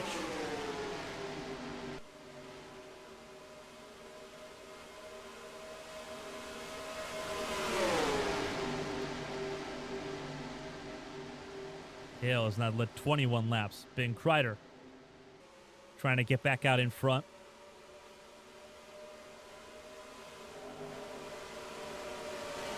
And he will.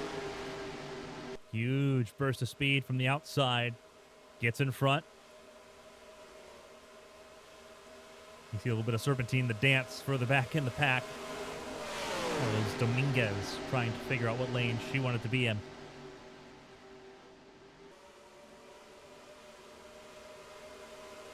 Hale trying to stave off both Robinson and Porter. Robinson with a whole full head of steam.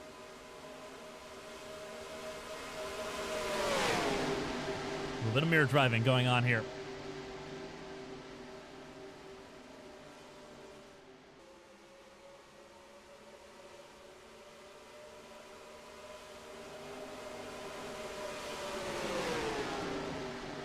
Good run coming forward. Most of the field still intact here.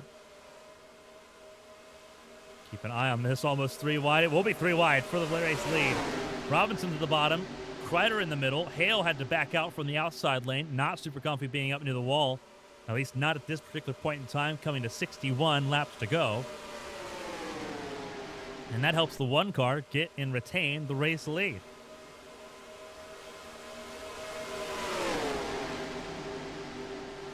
Good stuff there. Everyone using their heads here. No cautions. We've had 2 cautions in the race for mechanical issues, none for actual accidents here in Daytona. That's a very important distinction.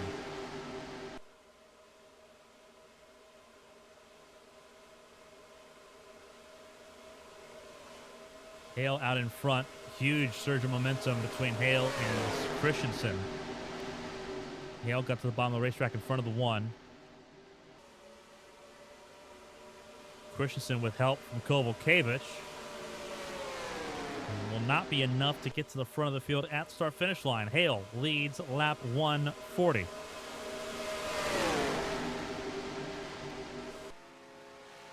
see Gavin Gray has also lost touch with the race leaders here. So is Caitlin Hunter. And you see the second group already formed up here. Rigney, Mendoza, Jackson, Walker, Pauly, who's a lap down, Davenport, and Molina all struggling to hold pace here, as is Tasha Wright, who is trying to hold on to the lead pack,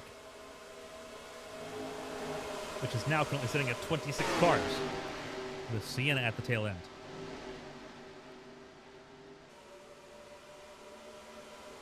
Reminder, 1 pit stop left to get to the end of this race is how it's looking right now.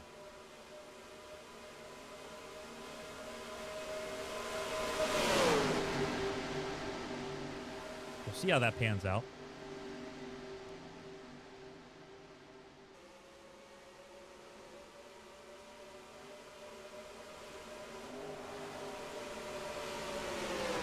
Theoretically, if you can get to that lap 165, then you are golden. Christensen out in front, 3 wide for second. As Kovalkiewicz tries to go for second place on the very far outside lane. Sakurauchi has also made her presence felt in the 30 car for Centerpiece Racing Team. Hale holds them both off and consolidates the outside lane once again. But it is Christensen leads the way. Now 10 laps led for the 87.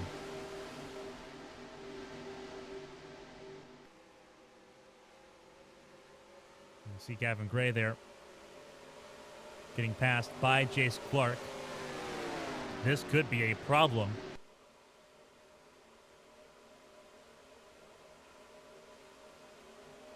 Oh, this is bad news. The entire field checked up here into turn number 3.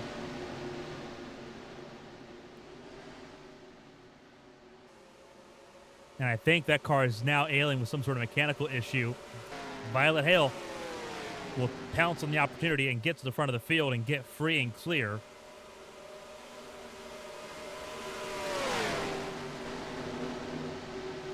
The trouble for the 53 now. And they're going to, I think, put him 3 wide. They are. Order gets clear.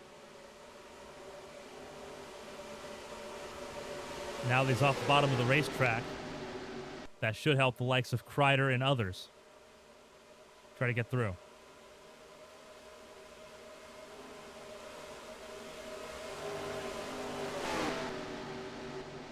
Even for just a moment, it helped out Jace Clark avoiding going a lap down.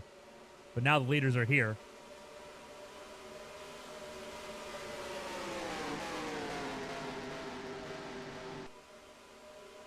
In the inside lane, pretty well just shooting the gap.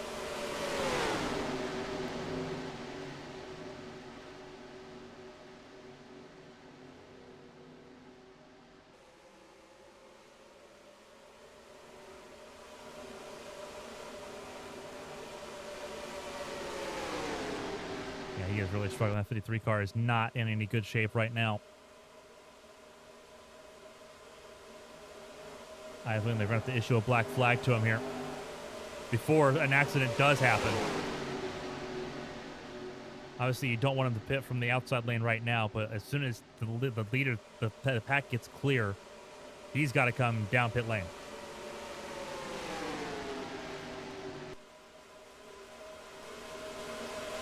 They've already broken up the lead pack in a pretty massive way.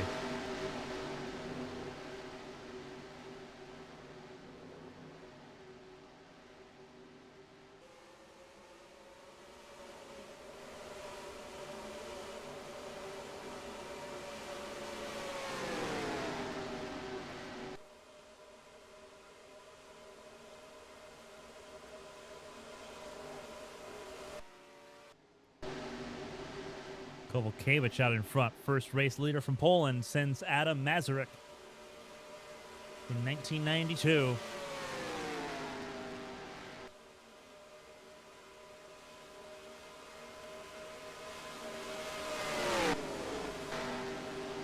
Hale second, Delahaye in third. And the field navigates the 53 successfully.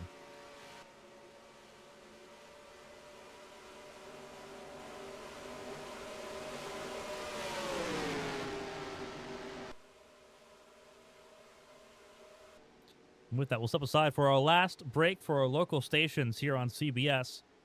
We are approaching the final quarter of the 63rd Daytona 500. Stay tuned here for the AT&T Cup Series on CBS.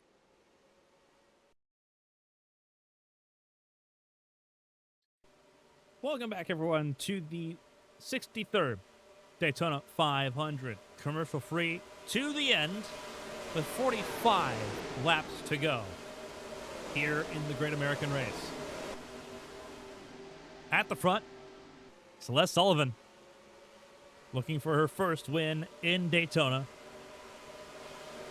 in what is a combined 45 tries. This is her 23rd attempt at the 500. Has never won the Great American Race, is now at the front of the field along with Alicia Kovalkiewicz. Chase Clark trying to stay on the lead lap desperately in that case, after having to serve a drive-through penalty for a false start infringement on the restart. Alicia Kovalkiewicz and Julia Takani, two of the part-time entries, one-offs here at Daytona. They are in the conversation as well, the 99, the 95 for Arrowhead Racing. Those are the front two cars for that team. Later on in this race, yeah, Delana Delahaye, the 79, the 50 of Taylor Cording. Two more rookies, those two racing full-time this season. Violet Hale, another rookie for Motorsports, leading that team's charge right now. Chris Pauley, a lap down, not a factor yet. Things could change. If caution were to come out like right now, he'd get the free pass. Chase Clark would be on the lead lap, and everyone would be set to go. But he's got to stay and hang in here because it could be a battle for that free pass position. If a caution does come out, we've had 3 cautions in this race. Sorry, we've had 2 cautions for 11 laps. I had to glance over at my stats screen and double check that. 2 cautions for 11 laps, though, is where we're at the moment.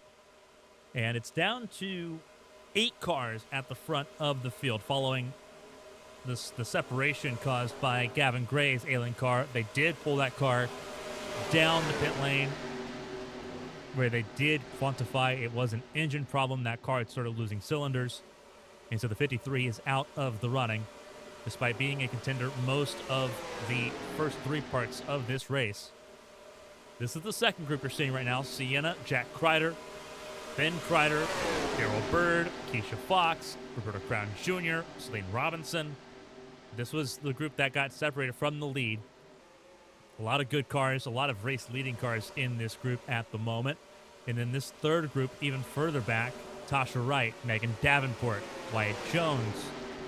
You've got Thomas Rogers, who has still led the most laps of anybody today, 27 laps led for the 2 car. Violet Hale has led 24, so she has gotten close to surpassing that amount, but not quite enough. You got the pole sitter, Victor Olm III, both your front row starters right now in this back group. And then you have this very tail-end group that's very fragmented and splintered. You got Shangle, you've got Rigney, you've got Atalanta, Shane Mendoza, Daryl Everett Jr., Caitlin Hunter 35th, last car before Jace Clark in the conversation. And now it's a 2-car breakaway. Kovalkiewicz and Delahaye out in front. As we come to 40 laps to go here in the Great American Race, the number everyone's trying to get to for that last pit stop is lap 165. We're coming to lap 161 right now.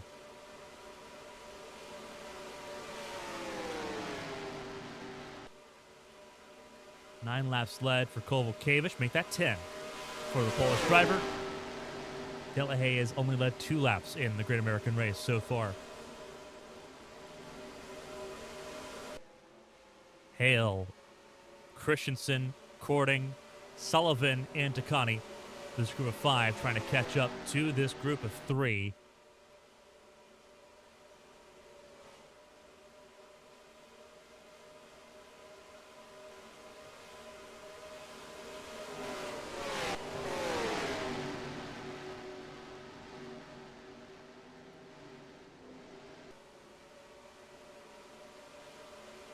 Two busy fighting each other, I think, to try to catch up at the moment, and it's helping the likes of these two try to pull away.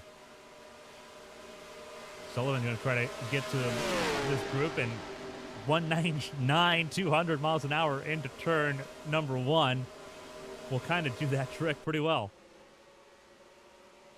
Takani will try to do the same.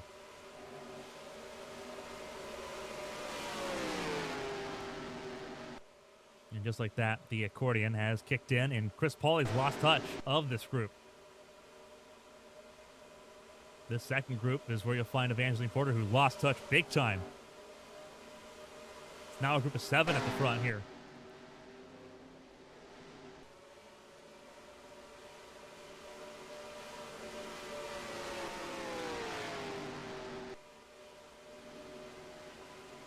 Side by side, Delahaye and Sullivan.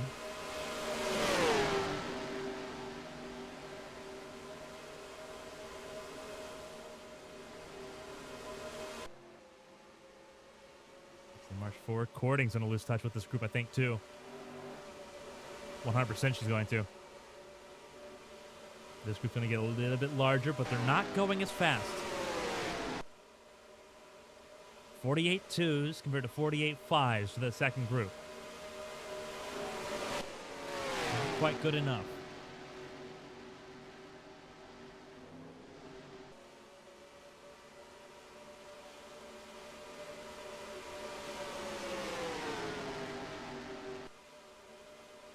Six cars now largely in this group, if they can fully dispatch of Cording. And it looks like they might.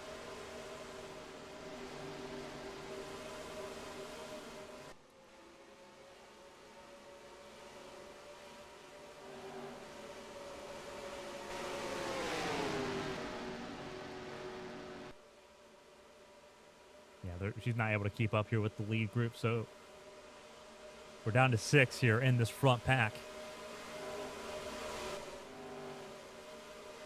Second group is caught up to Chris Pauly. Daryl Bird, who spent a decent chunk of this race lap down, now in the top 10 ahead of Ben Kreider. And pit stops coming down. That's Kreider, Porter, and Sienna down pit lane together. And those are the first group to come down pit lane here. And they came down right at the window as soon as it opened. Davenport also in. Glover, Oldham. Looks like that is Adelanta, Rigney, and Mendoza all down pit lane as well. Darrell Everett Jr. also coming down the pit lane.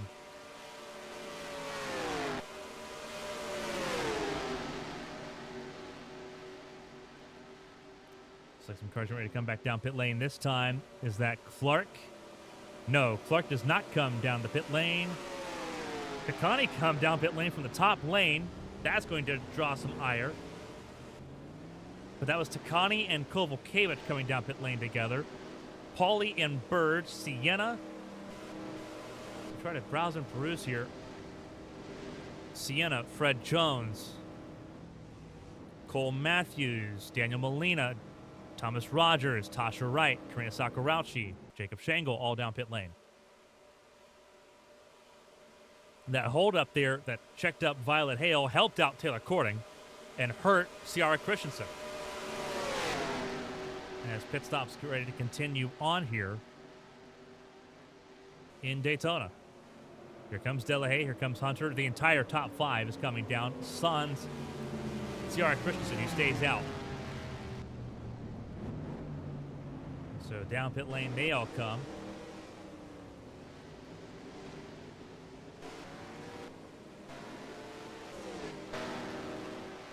Robinson also staying out here.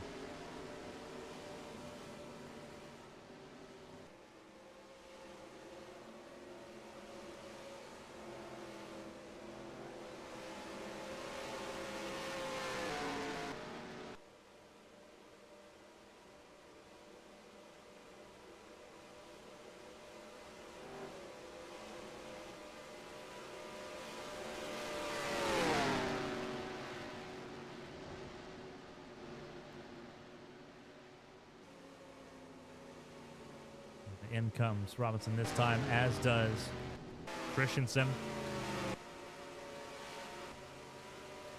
Seeing who else stayed out here.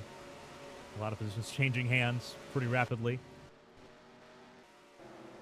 Leading pit lane now. This group's got this interesting between Hunter and Clark. Trying to stay on the lead lap here.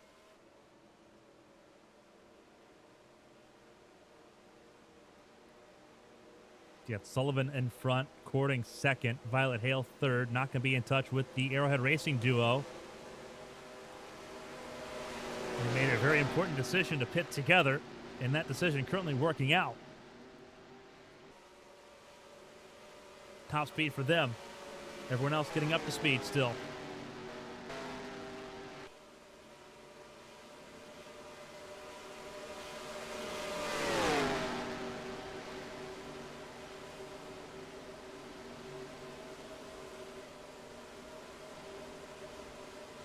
Just Pauly getting ahead of Violet Hale.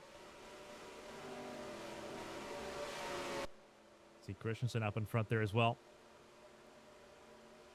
Trying to get up to speed. These cars take a little bit to get wound up.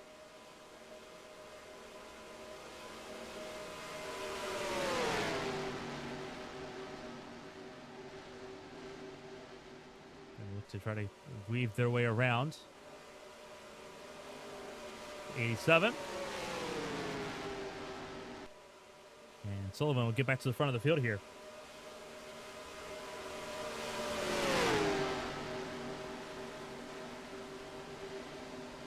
Connie trying to hang on there to be a part of this lead group. We'll see how that pans out.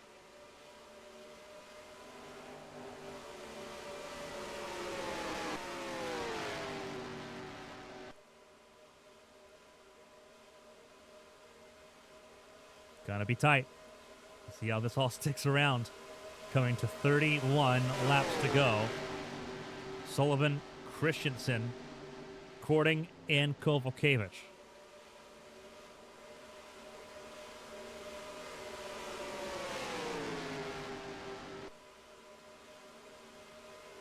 Two rookies, two veterans.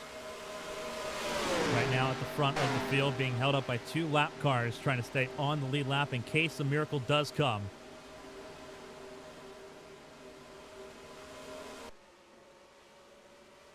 Porter trying to work around Ben Kreider. Kreider's for ninth.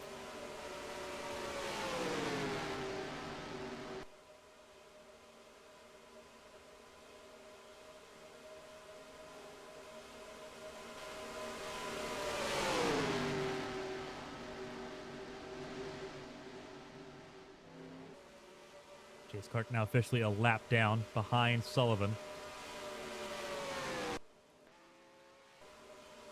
Deliver Jr. now 34th, last car on the lead lap, ahead of Hunter, I should say.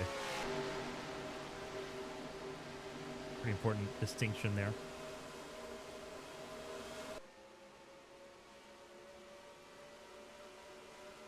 Takani has lost touch with this group.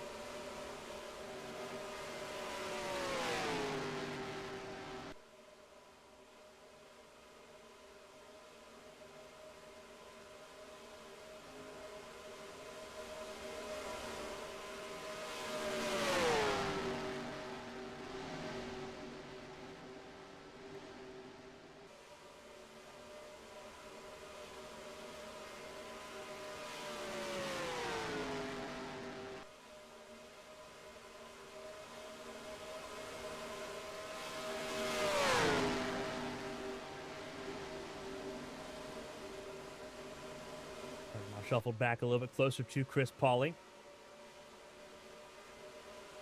These four get closer and closer. It's Dodge versus Mercedes at the front of the field. I don't think we would have thought about saying that prior to right now. I don't think that was on the lips of anybody watching this race going into the week.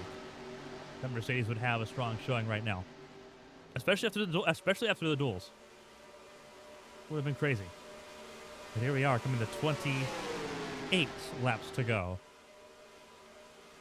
Christian leads over Kovalkiewicz, Cording, and Sullivan.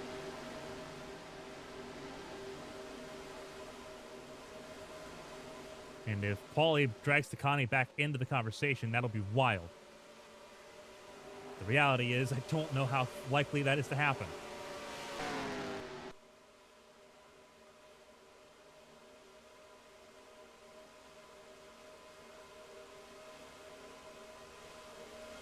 .47.5s from that second group compared to 48s. They are closing in. They are 100% closing in. I don't think this race is anywhere close to over.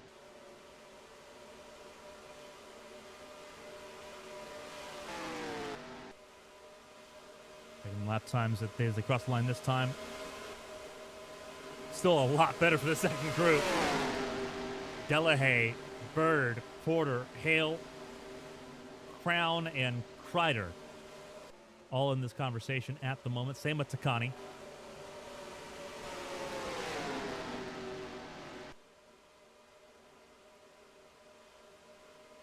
Christensen trying to break away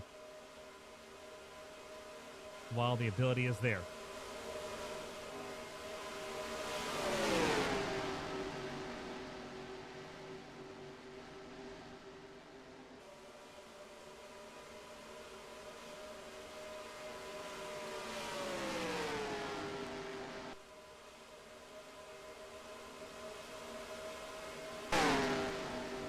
Fastest car on the track is the 35 and the 24. And it's not close. 0.6 the gap on that last lap. That's how much they shaved off.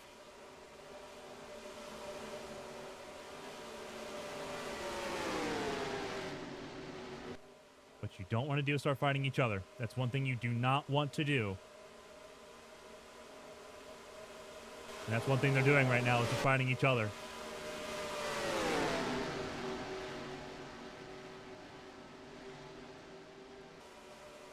Can't say I advise that. They're not going to gain nearly as much time this time around.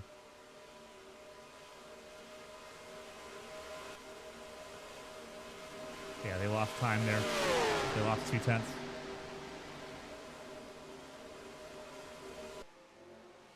Christensen leads the way. Ahead of Kovalkiewicz, Courting, and then Sullivan's the fourth car on the lead lap in this equation. There's 3 lap down cars together. They are battling for that free pass position. Hunter, Clark, and Pauly. But those numbers are helping them also try to maintain speed compared to that larger group behind that is all lead lap cars. There is a benefit to having them in this group right now. I don't think you want them leading. There's a reason they're not on the lead lap right now. But you do want them there.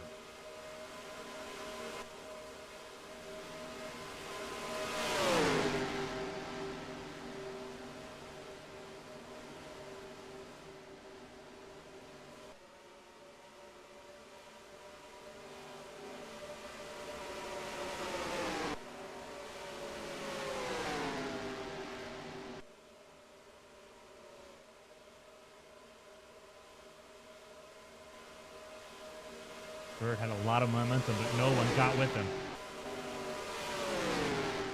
That's a painful feeling.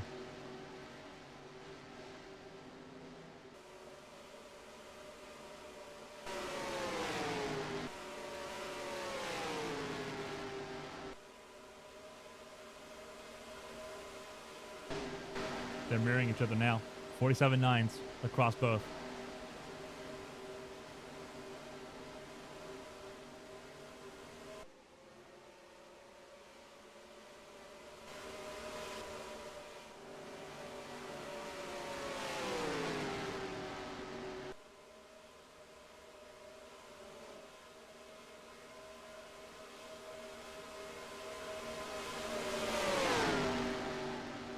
I think it's down to this group. Just kind of looking and seeing how everything's playing out at the moment. Christensen, Courting, Kovalkiewicz, and Sullivan, your top 4.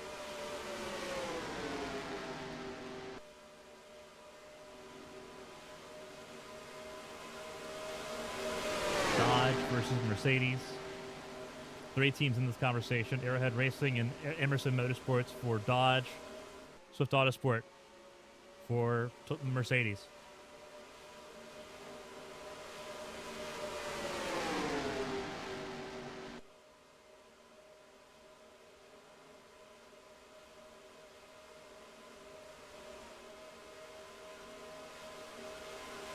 Our head about to go a lap down is Darrell Everett Jr.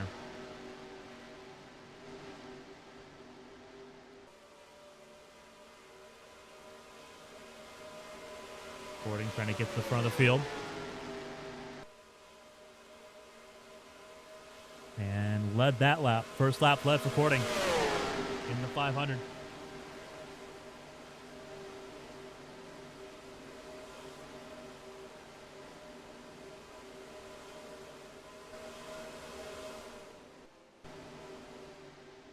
Browsing and perusing throughout this field. This is outside the top 10. Keisha Fox and Jack Kreider, 12th and 13th.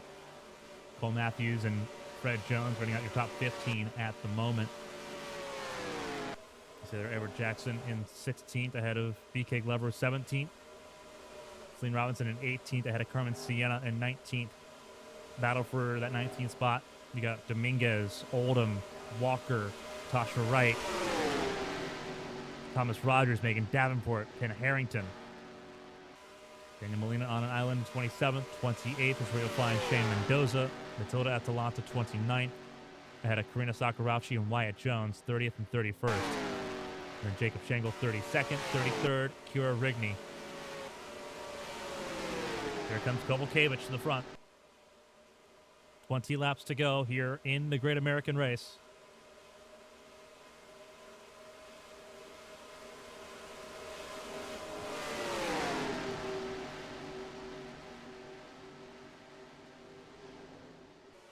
Kovalkiewicz grabbed the draft from the 8 car. And will make quick work to put him in the rearview mirror. And does so.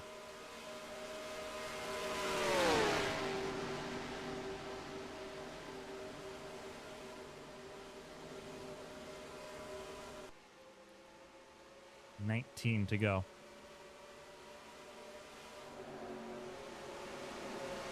Well, they got checked up big time by the 8.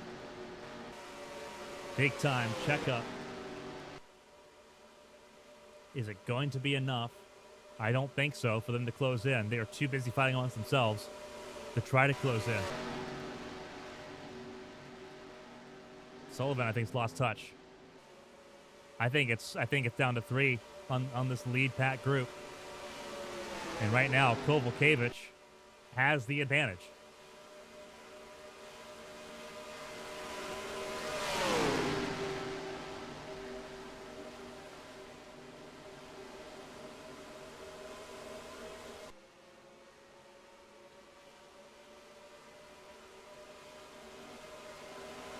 $18 to go.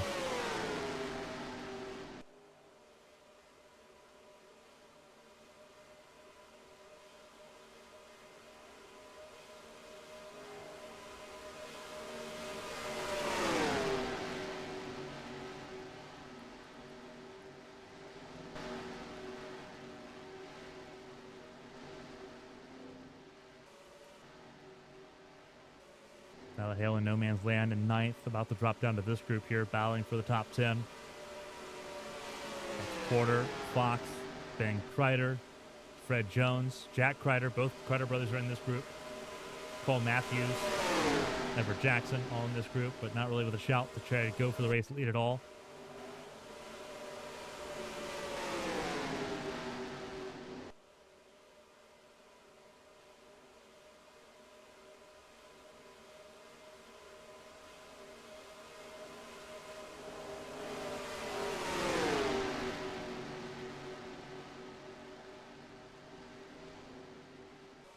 As the laps continue to tick away here in Daytona. Last car on lead lap now is Kira Rigney. Former 2-time winner of this race will not have a chance to win a 3rd one. Kayla Cording stuck behind Caitlin Hunter, making it mano a mano at the front between Kovalkiewicz and Christensen.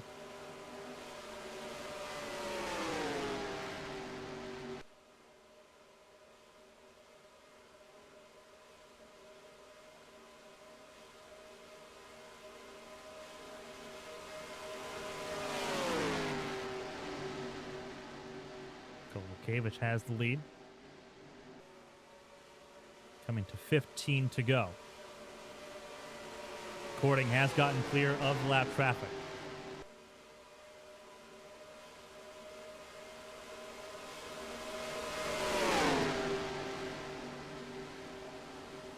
With 15 laps to go.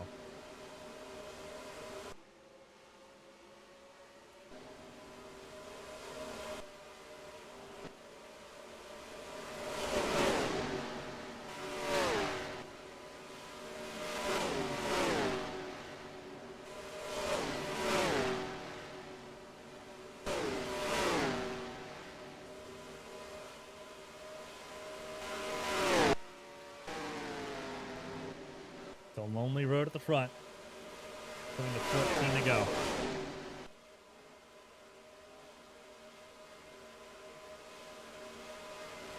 Christensen out in front. 20th lap led for the 87.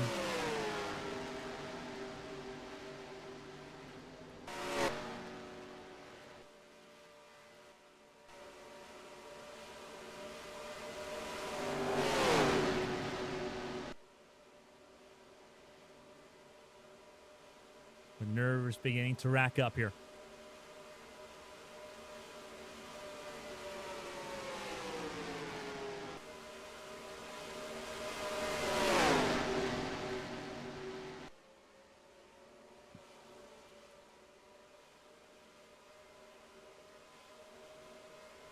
Kovalkiewicz looking for the race lead again. Gets it there. 16th lap left for Kovalkiewicz.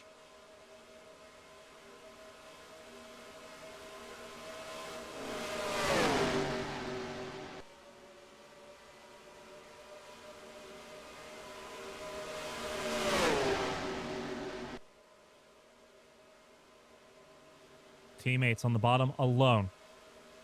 Kovalkiewicz up top with Hunter in tow.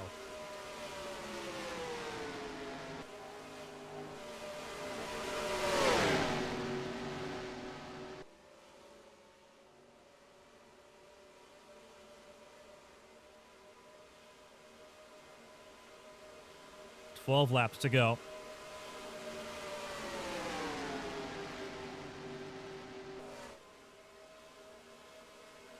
Kovalkiewicz leads, trying to hold off a former series champion, TR Christensen. This is Kovalkiewicz's first ever stock car event that has to be highlighted here.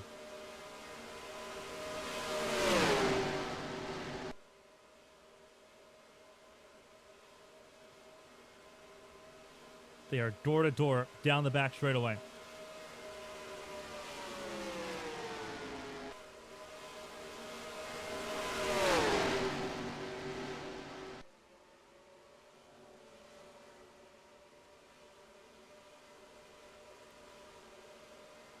Christensen's going to try to work both lanes here. Really your only plan at this point with 11 to go. Got to make that car as wide as possible.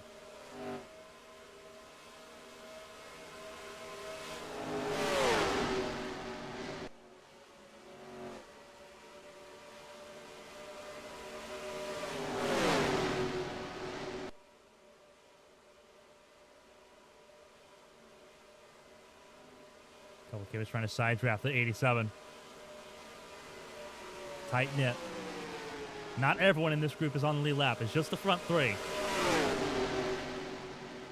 Coming to 10 to go here in Daytona.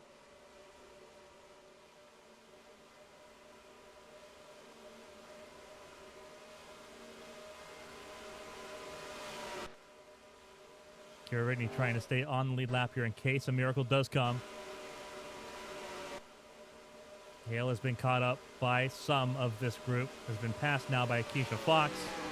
And Hale now in 10th ahead of Cole Matthews, I should say.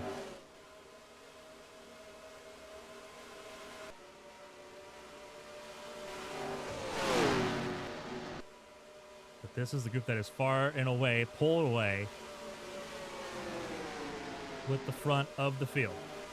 Coming to 9 laps to go.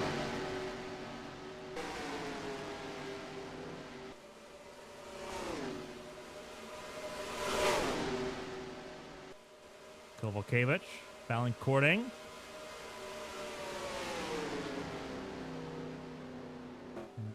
Is the caution out? They are slowing down. Pace car is out. Pace car has come out. Where is the trouble? There's the trouble. Sakurauchi. Sakurauchi with an engine failure, and that car is not going to make it to pit lane. And car 30 is in trouble. Caution is out. Engine failure for car 30 with less than 10 laps to go. We are coming to 8 laps to go now.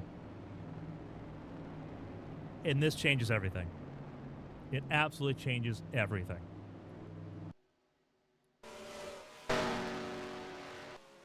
Your free pass recipient is going to be Darrell Everett Jr.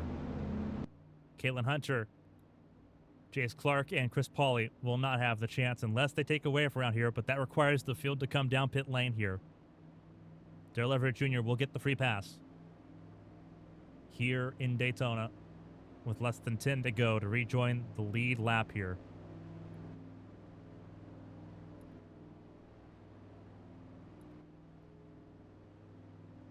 Karina Sakurauchi's in Daytona 500 debut ends less than 10 laps from the finish and brings out our third caution of the race.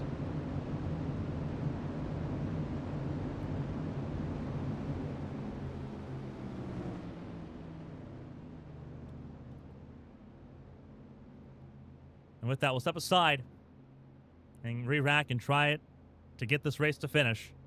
Great American Race continues here on CBS. Stay tuned with a quick 60-minute intermission. 60-second intermission, I should say.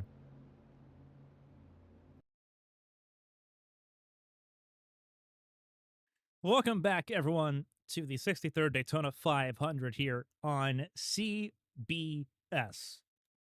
We are close to the end of this race. This race will be ending, we'll be restarting with 5 laps to go here in Daytona. A wild turn of events in this event. As we get ready to go racing for a third restart of the night.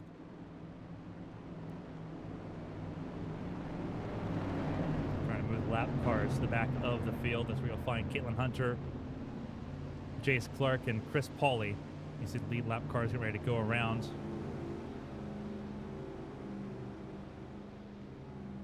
As the lap cars go to the back of the field.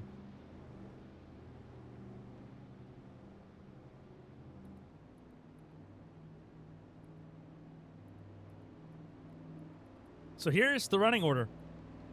Ciara Christensen, Alicia Kovalkiewicz, Taylor Cording. They were made before the engine expiration of Karina Sakurauchi. Roberto Crown Jr.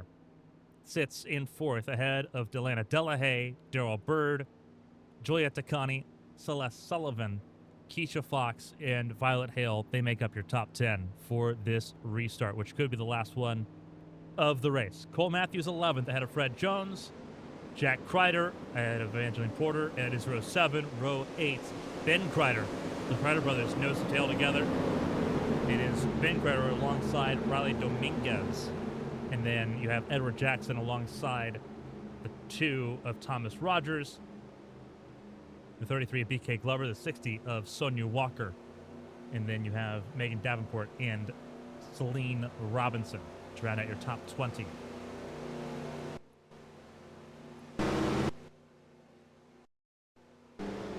As we're ready to go racing. Green flag flies, away we go.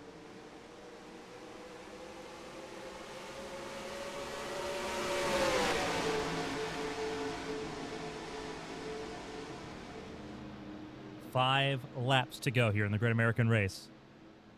You wanted action, you wanted drama, you're going to get it in spades here. Getting up to speed. You're not going to have a lot of time. No one came down pit lane under that caution.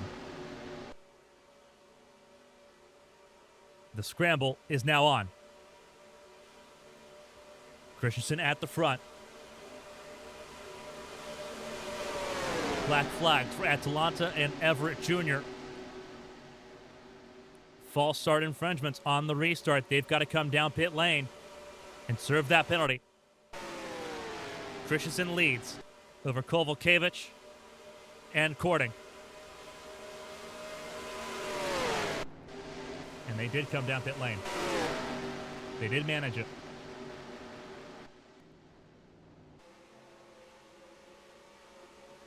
Can anyone stop the 87 of Christensen? Older tires, remember that. They did not come down pit lane. That is very important. No one bit for fresh tires, which is insane, I think.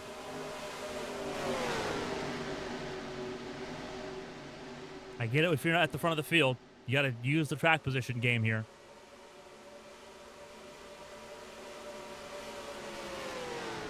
But you also, if you're further back in the field, you got to take advantage of what you can get. 3 laps to go here in Daytona. And Christensen's got a pretty good foothold at the front of the field. It's not impossible. It is 1 versus the world at the moment for Christensen, who's going to have to do a lot of mirror driving.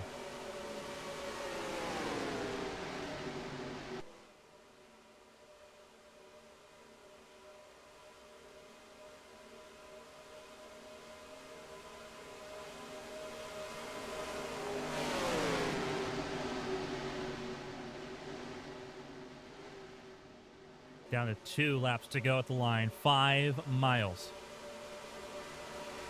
Christensen, a series champion, has never won at Daytona. Has a chance to do that in 2 laps.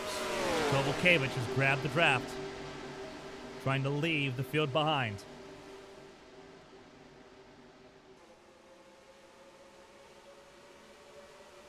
Keep an eye on that 88. He's going to carry a lot of speed. Roberto Crown Jr., with help from Darrell Bird and Celeste Sullivan, going to try to close the gap.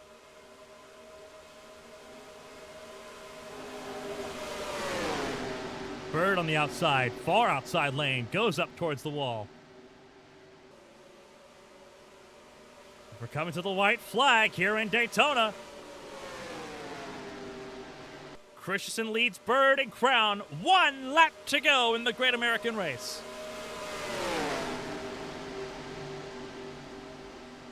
What have you got in these final 2.5 miles? Crown goes up top. Not many opportunities left. Shoots the outside gap.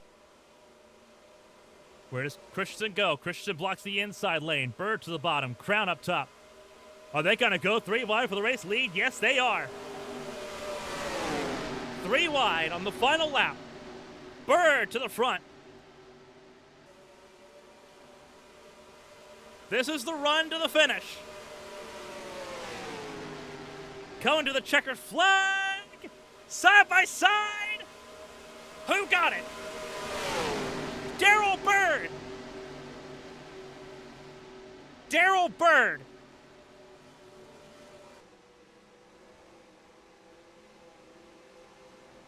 Three milliseconds.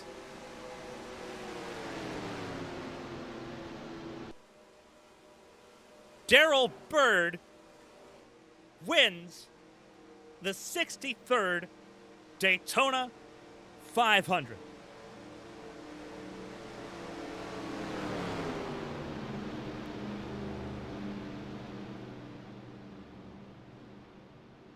Oh my goodness.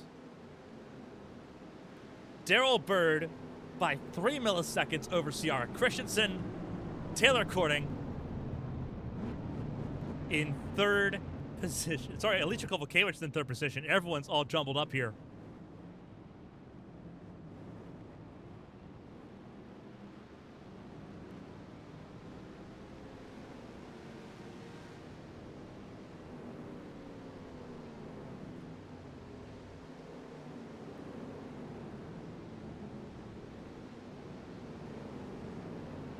A rookie wins their first ever Cup Series event in Darrell Bird.